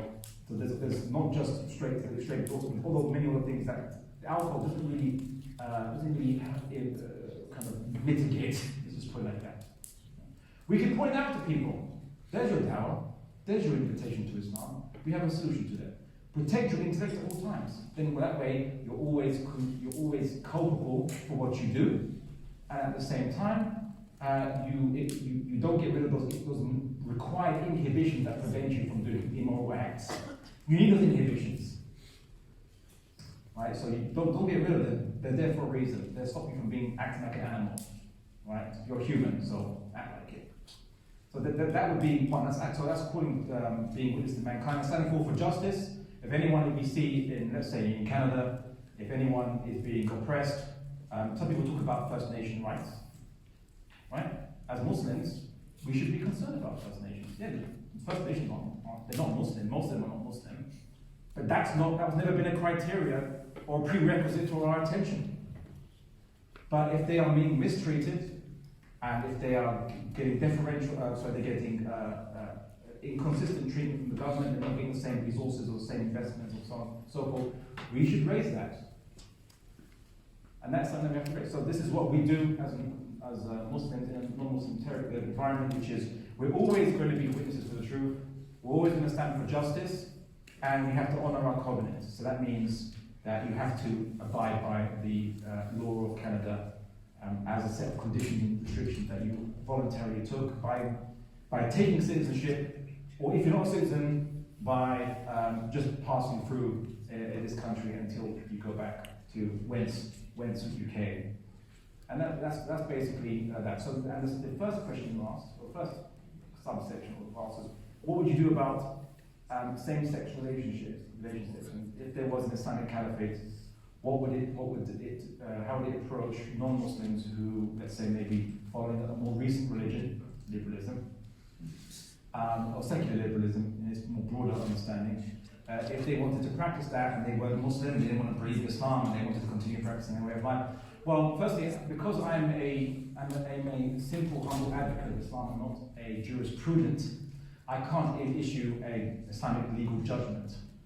All I can say is that considering incestual marriage is just as prohibited in Islam as same-sex marriage. And there was a case made for the non-involvement of Muslims and Muslims basically non-interfering in incest marriage. It wouldn't surprise me if the same kind of ruling was issued for when it comes to non-Muslims who are liberals and don't want to live by Islam, practicing that. However, that is not a ruling, that is just you wouldn't be a million miles away from what we've seen in past precedent. But you need a jurisprudence, an Islamic qualified jurisprudent to actually discuss that, which I am not, and so I can't issue any ruling on that matter. So that would be my response to your questions. I'll try to make my responses smaller, but she made some very good questions that involved a lot of interesting points to touch upon. So, gentlemen, up there. Well, thank you for your very interesting talk, and in essential outline, I fully agree with the Islamic view of self-defense. However, the history bears out a completely different. You perhaps oversimplify, because 1400 years there has been constant warfare between the Christian world and the Islamic world, and I don't know whether either side turned the other cheek. So I think it is not when two parties are involved, it's difficult to know who forces what. So perhaps when the Christian world lost large tracts of land in North Africa and elsewhere, there arose. In fact, it was considered. Some historians have mentioned that it looked like round about the year 900 or something maybe earlier, that as if the light of Christianity will be extinguished completely. And then there was a certain revival round about 1000 AD, in which perhaps the Christian world imitated some of the things of they learned from the Islamic world, and then they had a counter revolution, and then from that time you see there was a turning of tables, and I suppose then there's this kind of a seesaw between the two these identities. And concerning your mention of various things in I think most of the Islamic regimes were not really, they were also empires. And what's your definition of an empire? well, the one you gave, I mean that it is for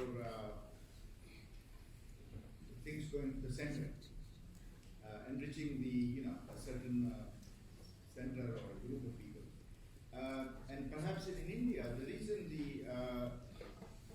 the people did not stop suddenly the burning of widows, because it was perhaps more expedient for them not to interfere in the Hindu or customs. And I think this has been a great tragedy, because the Muslims also did not free the what they call it, what you call them, Dalits, or who are not really Hindus, and who form a huge percentage of Oh, what's a Hindu?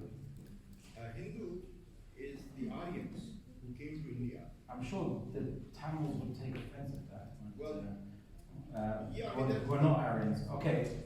I mean, That's we it. should- Okay, you made 3 points. I'll answer them in reverse order. Yeah, that's my comment. And so I think it's a little bit oversimplified. I mean, it's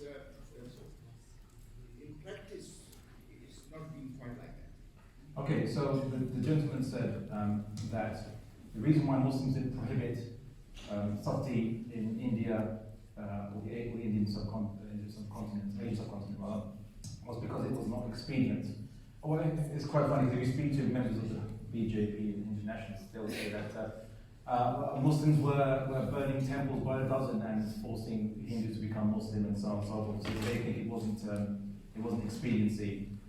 Well, the thing is this, that we're in a time where people could commit massacres and they could compel people to change their religion, and Muslims never did this, at least not with regards to forcing people to become Muslim. Obviously, you had civil wars, you had political fighting between different rajas and different local Muslim sultanates and things like that, but you didn't have a situation whereby, I mean, sure, you think that if Muslims were thinking materialistically and not in line with Islam, they're just looking at it materialistically, say, you know what, the population is majority Hindu, surely let's get them to become Muslim and destroy their temples and statues. All you need to do is destroy their statues and so on, so that's a physical manifestation. And that way they would no longer represent a security threat, and eventually they would assimilate into, like how the Spanish conquistadors spread Christianity in South America. Now everyone is Christian, or most people are Christian in South America, at least up until modern day, last couple of decades. And they were effective, right? Well, it's what the Spanish conquistadors did against a majority of people they controlled, and they were a minority. What they did was effective. They managed to achieve their aim, forcing Christianity upon the people. So Muslims didn't do that, never did that. Even though you could argue it was actually more expedient, materialistically speaking, if they had no morals, to do that in the first place. You create more security by getting everyone to be the same religion as you. But because Muslims believed in a higher principle than just expediency, they never did that. At least they never did this with reference to any Islamic justifications. As for empire, which you said, it was Islam, the Islamic Caliphate was still an empire. An empire is usually defined as one nation dominating over other nations, right? So if the caliphates were an Arab empire, acting like the Arabs being supremacists and everyone else being subjugated, while there were attempts by the Umayyad dynasty to give preference to Arabs because they were Arabs, what you found was interesting. There were people so Persians were becoming Muslim, despite the fact that in Islam, Muslims pay zakat tax, and non-Muslims pay a very minimal tax. That's just obliged. Just basically, as a libertarian would want to see a minimal tax required for yourself, the defense of the state from your life. So you don't pay for health services, you don't pay for building roads or whatever extra stuff. It's just a minimal protection of your boundaries, even though Muslims develop roads, but still just protection of the border from enemy invasion, but usually for internal police security, non-Muslims have their own police under their own law system, in their own areas and communities, under their own jurisdiction. That doesn't sound like an empire, but the Umayyads, when they were trying to be having that preference for Arabs, the Persians were still becoming Muslim. They were converting to Islam, even though that meant that they had to pay the tax upon Muslims in addition, and the Umayyads weren't recognizing them as changing from non-Muslim to Muslim. So they were still charged the tax, that minimal tax that non-Muslims have to pay, on top of the tax that Muslims have to pay. So there was actually a motivation for them not to be Muslim. It's actually cheaper not to be Muslim, right? And they still became Muslim in large numbers. They were called the Muwali, right? Just viewed to be clients. But when they became Muslim, they noted that the Umayyads, who had only ruled for about 100 years, were basically not acting according to Islam. Islam has this doesn't recognize the supremacy of one ethnic group or any entitlement of any one ethnic group, and this led to the Abbasid revolution and the establishment of a very long dynasty. The Abbasid dynasty was very long-lived, and then ultimately the Turkic dynasties of the Seljuks, but more specifically the Ottoman Caliphate, which again are not Arab. They took the realm, and the Abbasid revolution was actually against the Umayyads because they were going against Islam. They were giving preference to Arabs over non-Arabs, and that's against Islam.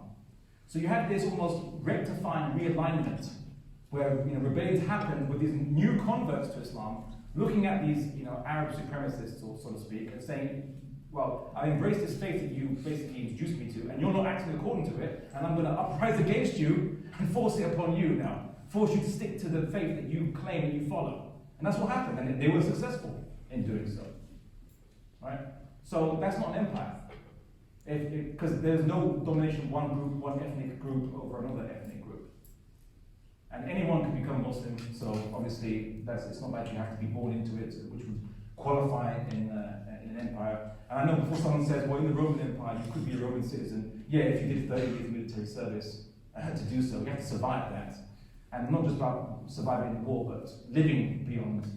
So you'd be like 15 on inductions, you have to be 45, you have to live to 45 in the Roman Empire. Good luck with that. There's that. And your last point, sir, you mentioned, which was constant warfare between Muslims and Christians. Actually, not so. The Crusades, this occurred at least what? This is 1099. So this basically happened, 400 years after Islam was introduced to Christian. And when you say Christians, you're being very Western Eurocentric there. I'm pretty sure the Eastern Orthodox Christians were Christian as well, and they actually view themselves to be the real Christians. Not the Catholic Church, the successors to the Western Roman Empire. And they call themselves Christendom. And we know they only called themselves Christendom because the Northern Crusades in the Baltic, which was them versus Orthodox Christians, calling them pagans, not pagans, right? So they only considered Catholic Christians to be Christian. That's why many Orthodox Christians used to say, better the turban of the Sultan than the mitre of the Pope. Yeah, they prefer Muslims over the Catholics because the Catholics were intolerant of their sect. They argue the more original sect of Christianity. That's a different discussion. But there wasn't constant warfare. In fact, there was long periods of peace. You could say, the counterattacks. The Muslims actually stabilized their borders. With this expansion of the caliphate in Iberia actually relatively stabilized the border. It was only then Christians in the northern states decided to start attacking Muslims with the blessing of the Pope. And the Crusades, they had to send ships all the way to the Middle East. There was no borders even there. They just sent the private Mediterranean. So there wasn't constant warfare. In fact, it was mostly trade. That's why you had the 12th century Renaissance kind of spring up because of trade with Muslims. Muslim merchants, new books, encountered discovering the Greek philosophy and so on and so forth. So no, it wasn't constant warfare. And the last jihad against by the Ottomans against Christians, against the Christian Europe, quote unquote, Catholic Christian Europe was like 330 years ago. Yeah, so that's actually a long time. Longer than the United States has been in existence.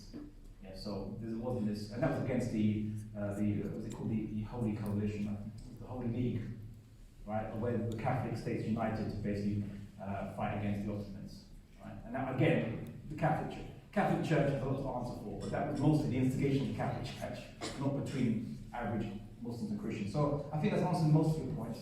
So I would disagree respectfully, and I think that I did summarize things, but at the same time, history does point to the fact that actually there was much more peace than there was warfare. The lady in the front.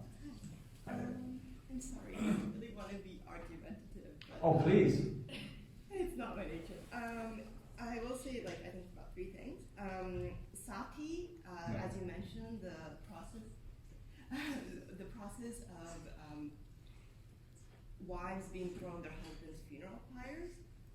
A lot of the time, it was involuntary. It was encouraged as an act of honor, but they were essentially forced in many, many cases. Sorry I can't cite anything to you, but if you give me some time, I will. It's okay. And sorry, I do have to. I'll just go in order quickly. And the right of Sati was there was at least one Muslim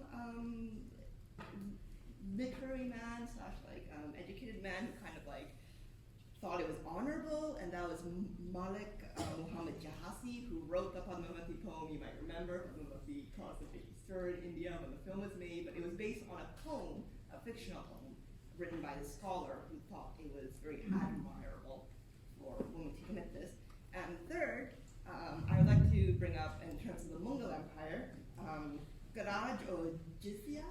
I don't know. That's I think the Muslim way of saying it. I don't know if I'm going to pronounce it very well. That was enforced from the 12th century to the 16th century by Mughal emperors. It was done to non-Muslim citizens.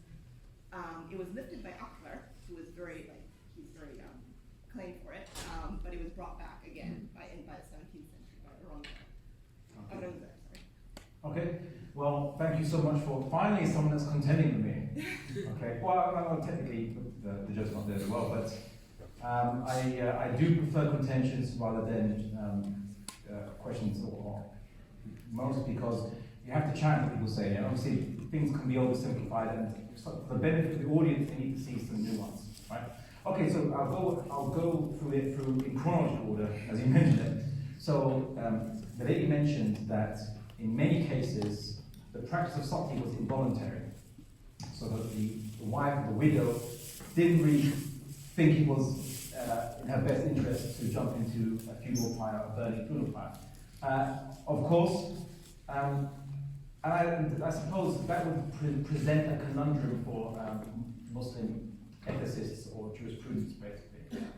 What to do? Do you get involved? Or do you just offer them an opportunity to leave their community and accept Islam, and then they will claim an immunity? Because once a person accepts Islam, they're viewed as changing the community, they've left the community, they can't be then subject to the kind of culture of their community if they choose to leave it, right? Now, that it's unfortunate, and I don't really have an answer to that as to what do you do in a situation like being voluntary. It would depend on if the lady in question requests assistance and protection from the Muslim state. If she does, then the Muslim state is obliged to come to her defense. The law of non-interference then wouldn't apply. Law of non-interference applies where people are not asking you to interfere, right? Basically, so that would be the straight. You have a count. I would argue that there wasn't a lot of time for a woman to ask for help, because once the husband died, there's a required period of mourning, and the widow is. Time's up. The widow was required to stay in the house for that period of mourning. So how could she have asked for help? And for those who didn't hear what she said, the lady was saying that it might not be easy, there might not be much opportunity for a widow to request a Muslim polity protector or the state protector, because she might be confined to her house. It'd be hard for her to basically call out. It's not like she can just fill in an online form and then the police will come to her door. And that is a problem. And I suppose it would be a matter of, it was the same thing in any jurisdictional country. If the police don't know about a crime, they can't act on it. And that would be one of how do we ensure that the state knows about the crime that's happening. And but there's another problem that's compounded to this, which is in Islamic law, the state and any Muslim is not allowed to spy on the privacy of anyone else. So the home is inviolable. You can't spy on people, and you can't bulk intercept their emails and see what they're doing online, and so on and so forth. And that's basically so it makes it harder because the state in Islam, due to rights and protection, you can't spy, but it has to wait to be given reports that okay, someone has requested help, and by the time you get there, it might be a problem. So that is a problem. How do they address it? Back then, I suppose it's a moot point now, because now we can benefit from modern technology that could, and of course it's no longer a practice in the Asian subcontinent as well. Sati is no longer a practice in India. No, Yeah, so it's it's an academic, it becomes now an academic point. Thankfully, it's just an academic point now. So I don't have any particular I don't know how to improve a medieval system to hear information about crime. So there's that. Now, you mentioned that there was a Muslim poet that praised a case or incident of Hindu women self-immolating. Now, I think this was referenced in the film Padmavati, I believe. It was a bad film. Okay. People were saying, how the hell does Abdullah know about that film? What's he doing? Cultural studies. Okay. What was funny was the film didn't really make Muslims look very, very good. Like every Muslim character was portrayed to be some kind of devious, self-serving, immoral character. And you think, well, Hindu nationalists will have no problem with this film, they love it. But no, they found one thing to be really angry about, and that was that in this film, supposedly, the Muslim army was outside some kind of Hindu kingdom or city, and they were besieging it, and so they thought the army was going to break in. So the women said, in order to protect ourselves from being raped, or what have you, we're going to burn ourselves alive. And that was what the film did. And then the Hindu nationalists, or the BJP supporters, or RSS supporters, they had complaints, they made complaints about this, because, it portrays Hindus in a bad light, but they burned themselves. Right? It's like, that's the only thing they had from with the film. Whereas, that's Muslims, okay, that was a fair portrayal of Muslims, yeah. And that was the context. Now, admittedly, I did look into the history of that film, and it's actually not historical anyway. Surprise, surprise. And there was a reference to that in the film. As that poet, the lady referenced, when he talked about it was a noble thing, I think it was a case where he appreciated the fact that it was the women who voluntarily jumped and killed themselves to protect their honor was not because they were going to get raped, but because once their men are being killed, they don't want to be captured by the Muslim army. So it was almost like an act of defiance to say we defy being captured even by the army. That was his poem, but again, it's not linked to any historical. Oh no, you left and came back and then. Oh no, okay. So, Mom, it's on from the question now. I have to go back. It's on from the question. So that's it. So there we go. I'll answer the question now. Okay, so quickly summarize it. The film, the poem is not actually based on something that could be historically corroborated, and the film is not even historical anyway. It's not. It's not historical. But I think he wasn't praising the practice of sati because their husband, or these women, died. This Muslim poet was praising that these women, they didn't want to be dishonored by even being captured due to a siege, and so they immolated themselves to avoid capture. And even then, obviously, the RSS supporters and the BJP supporters will still say, "Oh, this makes Hindus look bad," even though the whole film is spent making Muslims look bad and evil and devious and so on and so forth. They are really bad. Yeah. Last point, sorry, just the absolute last point, and she mentioned the word jizya in Arabic, which I referenced already, which is the tax, the minimal tax for protection by the state. So, in the Islamic governments or in the caliphate, when people say, are non-Muslims second-class citizens? Are they second-class citizens? To which I respond, if you look at it, non-Muslims are the only citizens.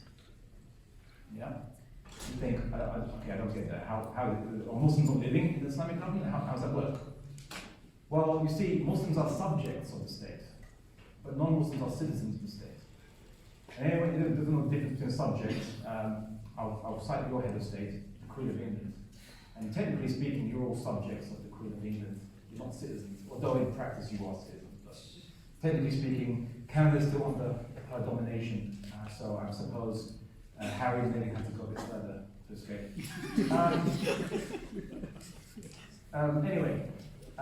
So in an Islamic governance, the Caliph is considered to be an executor of the law. He's not a tyrant that can make any law he wants. If he goes against the law, he can be kicked out of power. Many of the Muslim civil wars was because they perceived the Caliph to be breaching Islamic rules and therefore could be deposed. Right? And Muslims cite their Second Amendment right to basically bear arms and fight against the leader much like the Declaration of Independence does for Americans and so on. That's their jihadi document. Like when the government's no longer doing what it's meant to be doing, you can rise up against it, right? So that's somehow the same principle concerning if a caliphate becomes corrupt. So in that situation, the caliph is an executor, but then who's the king, right? Who's the king in the caliphate? Well, in a way, well not in a way, technically speaking, God is the king. You could say it's the kingdom of God, but because God isn't a man and doesn't physically dwell amongst us issuing edicts, what we have is the revealed law. Right? We have Islamic law. So the caliphate is not a theocracy. If the Greeks were here and Greeks read these terms to discuss structure, it would be a nomocracy. Nomos meaning law, cracy meaning I suppose it's just put in power. Right? So the Islamic law is actually the sovereign, and the caliph is just an executor. So if the caliph goes against Islamic law, he can be deposed. Usually by a court of law, by a constitutional court. But anyway, I digress. So then Muslims are subjects of the king, which is God. But non-Muslims, because they don't believe in the authority of Islam, they would not recognize it as being a kingdom of God. They recognize it as being a dominion of Muslims. So in that situation, Muslims who are subjects enter into a contractual agreement with non-Muslims, hence covenant. That's why they're called covenant, which is Muslim males, so non-Muslim males of military age. Only Muslim males of military age must pay a minimal tax to guarantee the borders are protected, and there's some kind of an internal security from brigands, basically, which you're hiring them. And in return, obviously the state could be funded to do that. But I often describe it as a military waiver tax instead. Why do I say that? It's actually a military waiver. Because Muslim men of military age are obliged to be reservists in the army of the caliphate. Reservists, you can be called up at any point in time.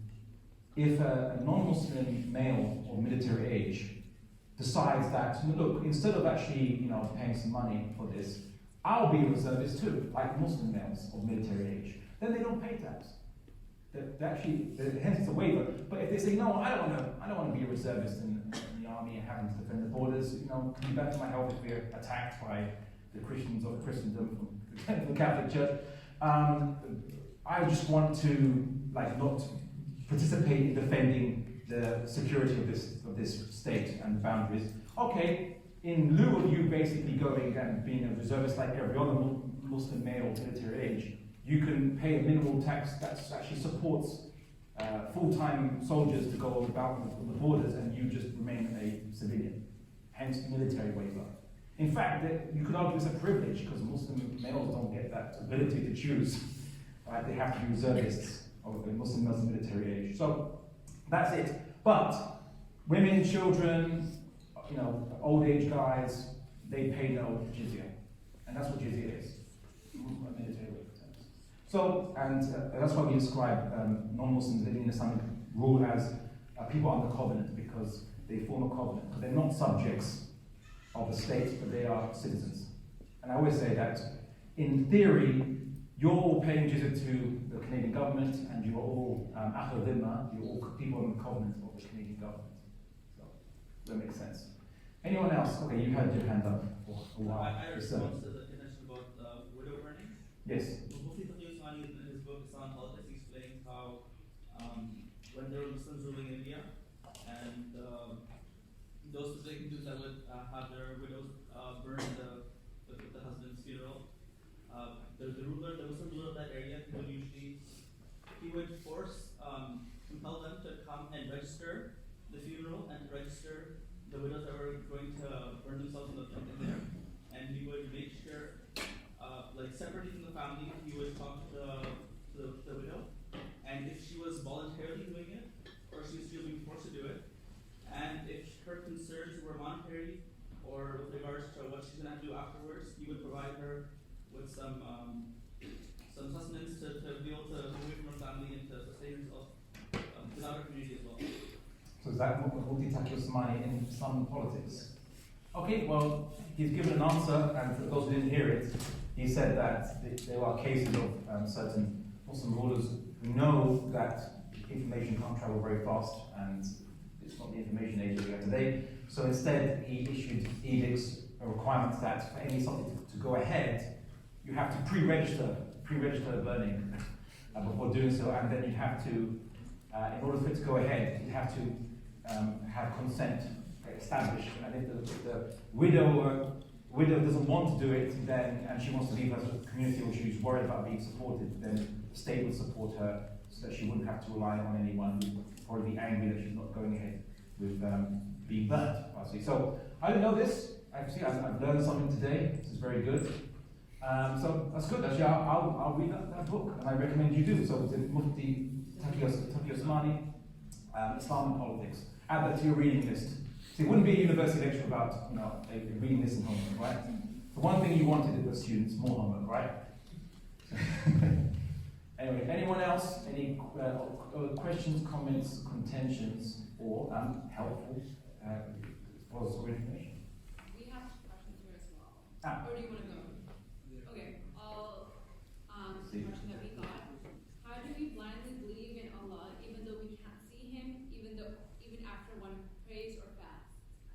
Okay, so the question is, why do we believe in Allah or God when we can't see Him, and we expect to pray and fast and so forth to worship Him? Well, technically speaking, that's not related to this topic. However, because it's the last lecture of Islam Awareness Week, we will. They're going to send me back to UK, and I'll have no more access to Tim Hortons. So that's. What do you think I'm here? Anyway, so I will humor it, and perhaps not take too long to do so.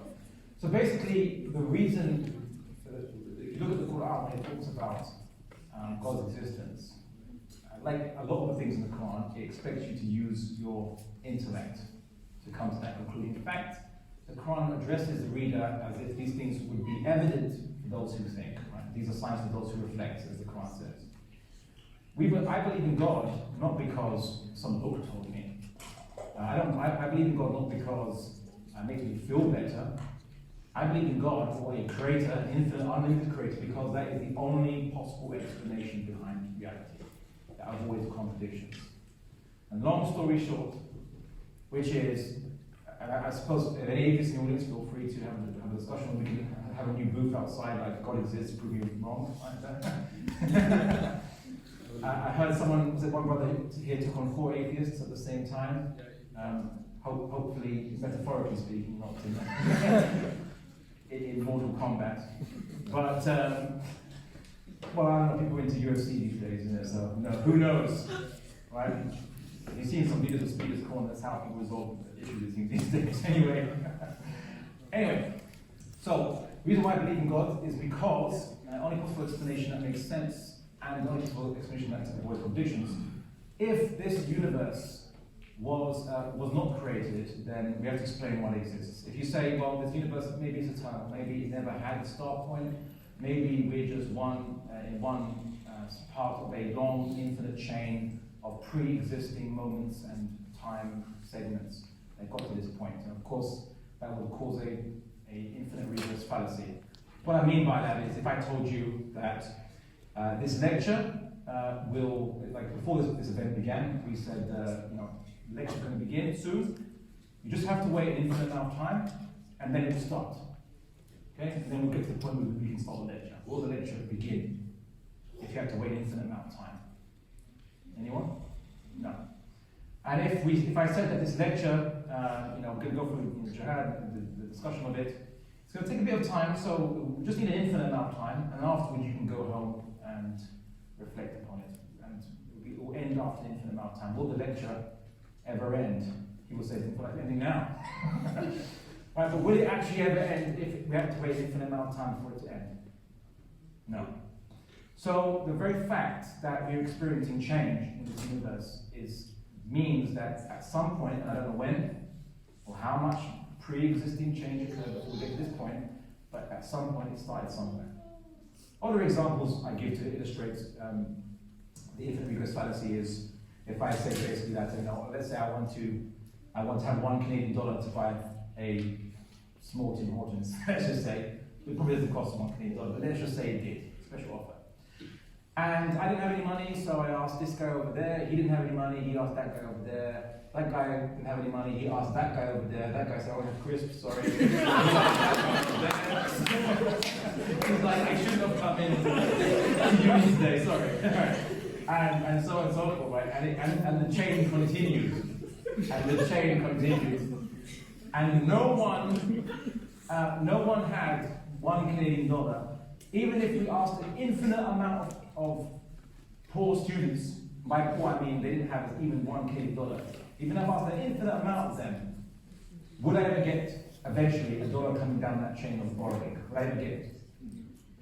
No. At some point, someone says, let me have a look. There's some crisp crumbs in here. There's $1 Canadian. I have $1 Canadian. Here you go, sir. Here you go. And then it gets borrowed all the way down eventually to me. Then I get it. Someone has to start that chain at some point. The other alternative, people say, well, how do you know the universe didn't pop out of nothing, just randomly? And I mean absolute nothing, not quantum vacuum explanations. Say, well, there has to be, even in that case, there's something, and then what happened before that quantum vacuum state caused this universe? What happened before that? Again, it's infinite regress fallacy. So either you fall into infinite regress fallacies, or you fall into something popped out of absolute nothing, which is absurd. It's not. Sorry? It's not. It's not, okay. Good, we have a contention. Yeah. Sailing in excitement. Why not, sir? Well, okay, so I'm sorry. Yeah. You said certain things about infinities and such. Yes. So I mean, those are kind of things that and I'm not qualified to deal with, but I know that mathematicians can deal with these things, and they can actually show that they can argue the points with you. Now, me, I'm a physicist, so I mean, maybe it's my failing, but I'm quite happy living in a place where I don't actually know. You see, you know that God created the universe. I don't know that, but I'm quite happy not having that knowledge. I'm quite happy looking for things I can know, and I think physics are best. Again, I'm not an expert on this point, but the best consensus among physicists is, yeah, the universe started from nothing, from a vacuum fluctuation, and there are experiments that show this is in fact possible. So to say it couldn't have been this way from a logical argument is, it has validity, but what physicists do is they prefer arguing from observations, and you'll, of course, say that you do the same thing. But anyway, there are possibilities, I think. There are other possibilities. Okay, well, let's unpack that statement. Let's start again. Let's do it in reverse order. So you say that experiments show that things can come out of nothing. I suppose you're probably referring to the Casimir effect of virtual particles. But that doesn't prove that things come out of nothing. It just proves that things enter into the range of our equipment that can measure their existence and then pop out of the range of our equipment to detect our detection. Our equipment that detect these particles. So things pop into detection and pop out of our ability to detect them. Where are they going? Where do they come from? We don't know. But guess what? I actually am more conservative in my speculation than yourself. I don't assume it's nothing. I just assume just the minimal observation, which is something pops into detection range and something pops out of detection range. It's like we say that, let's say, I was flying a plane and I have a radar on, and the radar just basically tracking what's roughly on in a certain band of altitude. And then suddenly, I don't know, a bird pops up from underneath my detection band, and on the radar, what it looked like? It looked like a speck just popping out of existence onto my radar. It doesn't mean the bird came from nothing, it just means it popped out of an area which I couldn't detect into an area that I could detect. So you've made an assumption to say it came out of nothing there, which I don't, and therefore that is not, surely it's not fit for physicists or befits them, or any physicist, whatever religion they are, to make assumptions and then believe those assumptions and stand by it as blind faith. I don't do that. Let's let the experiment speak for itself and no more. Secondly, the argument that, physicists do this or physicists do that. Firstly, physicists is just a term for a person in a particular profession who does a certain thing. It's like we say craftsmen in let's say the 13th century Iraq, they were mostly Muslim. It's like, that's irrelevant to them committing their craft. As a physicist is someone who uses experimentation, uses equipment, uses mathematics to test hypotheses. As to your belief as to whether God exists, the universe was created or not, that is beyond your scope as a physicist. It might not be beyond your scope as a person outside of your physics lab or laboratory, but physicists just test things based on their limited equipment they have and according to a hypothesis. So the problem, and here's the problem I have, is when people come to say, I'm a physicist, and we believe the universe came from nothing, they say, wait a second, if you're a physicist, you wouldn't complete that sentence. As a physicist, you say, I do these experiments that show, let's say, quantum gravity possibly, or that show relativity, or so these things that we can detect. That's where they stop, and should stop. But when they basically say, and we believe that the universe was created from nothing, now you've entered into your speculation, where there is no experimental evidence for that. That's in the realm of just speculation. You might as well it's no different and has no more evidence than two stoners smoking marijuana and thinking, man, maybe we're just living inside a beacon, and we're going to be expelled soon. That's what it is. And so don't mix the two. Many people think that's what physics tells them because they see a guy who says, I'm your local physicist, and I believe. Okay, I'm not here to know what you believe. I'm here to see experimental data, and it doesn't intersect into the causality of the universe. Now, lastly, as an empiricist, I'm assuming you're an empiricist. An empiricist from the Greek word empiria, meaning the Zahir, or the Arabic Zahir, what is apparent, only going by what's apparent, right? Zahiriya, right? The apparentists. An empiricist usually base their beliefs on what they can observe, and when they have a hypothesis and they test it in experimental conditions, you think, this doesn't require any theories and assumptions, but they have to make certain assumptions. They make assumptions like, for example, conservation of energy, perhaps, that's an assumption. Or, at the very least, they make the assumption that that what works in one part of the universe, or what works here, is generally going to be consistent in most other parts. Right? So therefore, they can do multiple experiments, and I know what they're going to say. They're going to say, we say that as each experiment kind of confirms a previous experiment, we just say that the probability that this is the case increases. Right? We just say it's highly likely that this is the case. But there could be cases when it doesn't apply. Right? But they use assumptions, otherwise you couldn't do any experiments in the first place. Like 2 + 2 = 4, you have to hold that as a belief that no matter what your experiment does, as long as the quality of the thing doesn't change, 2 of one thing plus 2 of another thing of the exact same thing will equal 4 of 4 of those same things. Okay? You have to make assumptions based on what? Rationality. Right? Based on the idea that there is some consistency in the universe. Otherwise, there's no point doing this in the first place. Now, as to the issue of conservation of energy, I know people say the Casimir effect or virtual particles might prove that there is no conservation of energy or not. Okay, but the case is this: you use models and words all the time where you make assumptions for it, and you don't bat an eyelid about it. So, one of the things I like to point out is energy. Right? So they say conservation of energy, right, was a particular theory. Now it might be challenged, or just energy itself, right? And I often ask a simple question. Okay, it's great. You want to use the word energy. What is energy? What is it? Joule. No. That's saying joules. That's a measurement of energy. What is energy? Right? Because it's not co-equal to just being a photon. In fact, there's so many things about physics now that we don't know. but we have to use the assumption of cause and effect. Like, for example, when we use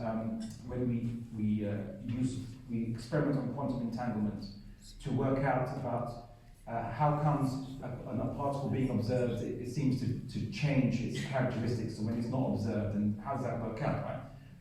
This assumes causality, right? It assumes there is some kind of causality. These are basic assumptions that you just can't do physics without.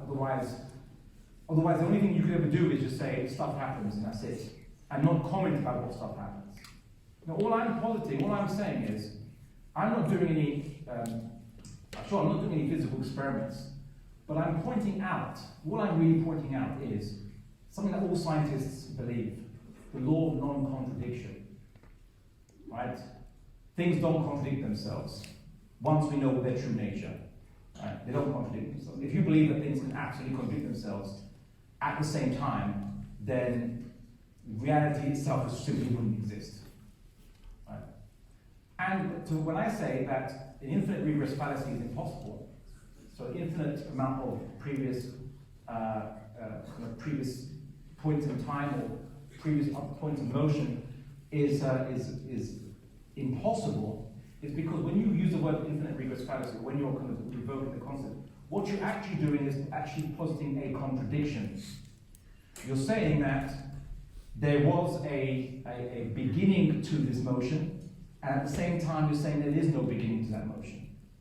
Because at each point in infinite regress fallacy, there's a beginning and an end. One motion begins, another motion begins, then it ends, and then it's the next one starts, and one. You're saying that there is beginning and ending, but no beginning and ending at the same time. That's why I know there is no infinite regress, and why it's a fallacy is because it is a contradiction. And something coming from nothing, and I mean absolute nothing, right? If you're saying that something could come from absolute nothing, again, that's a contradiction. Something and nothing existing at the same time before it pops into existence. Where's the something? Where's the nothing? You're actually saying that something and nothing exists at the same time in the same place. Again, contradiction. Hence, that's why I said, and I was very careful with my words, that I believe in God because it's the only explanation, the only possible explanation for reality that avoids contradiction. I was very careful with how I worded it. And I'm sure that if you used rationality on the matter, you'd come to the same conclusion after much deliberation, that the belief in a creator or a start or initiator or a start point to everything that exists is the only possibility. And then the question being, if that's the start point, what caused this starting thing to initiate creation in the first place? If it is the absolute beginning, if it has no internal mechanisms or external mechanisms, that's a multiverse, right? The only reason why it would initiate things is, the only way you could explain it, if it is the start point, is that it chose to initiate things. Will. That's what will is. The ability to choose, to begin to initiate. Because you say that, how do you know it has will? Maybe it's just mindless. But if it creates universes, let's say this multiverse, the multiverse theory is an infinite God who is mindless, basically, right? In this multiverse theory, you have something that is the first cause, but yet at the same time, it can't be the first cause of universes. Because if it initiates it, then that shows choice. If it initiates it with no internal mechanism making you do it, or no external mechanism making you do it, then it must do so from itself out of choice. That's the definition of choice, the ability to initiate without being compelled to. And to believe in an infinite thing that is the start to all things, that initiated things with a will, that's the fundamental and minimal definition of God, and that's why I believe there is a God, because I believe that contradiction is impossible. So I hope that answers your question, sir. With that, looking at the time, considering it's getting a little late, I know a lot of you have to get back home. We would like to thank you for coming. Doesn't feel fair for everyone for coming to this event. Please may allow you.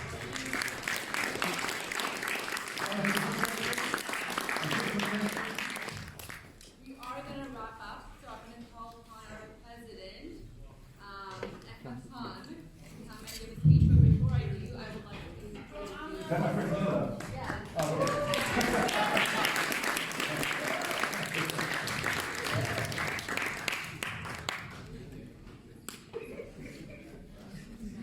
What's your problem, sir? Also, if you please see it for a bit, after Ahmed gives his closing remarks, we're gonna announce the Liberty giveaway. So if you want that,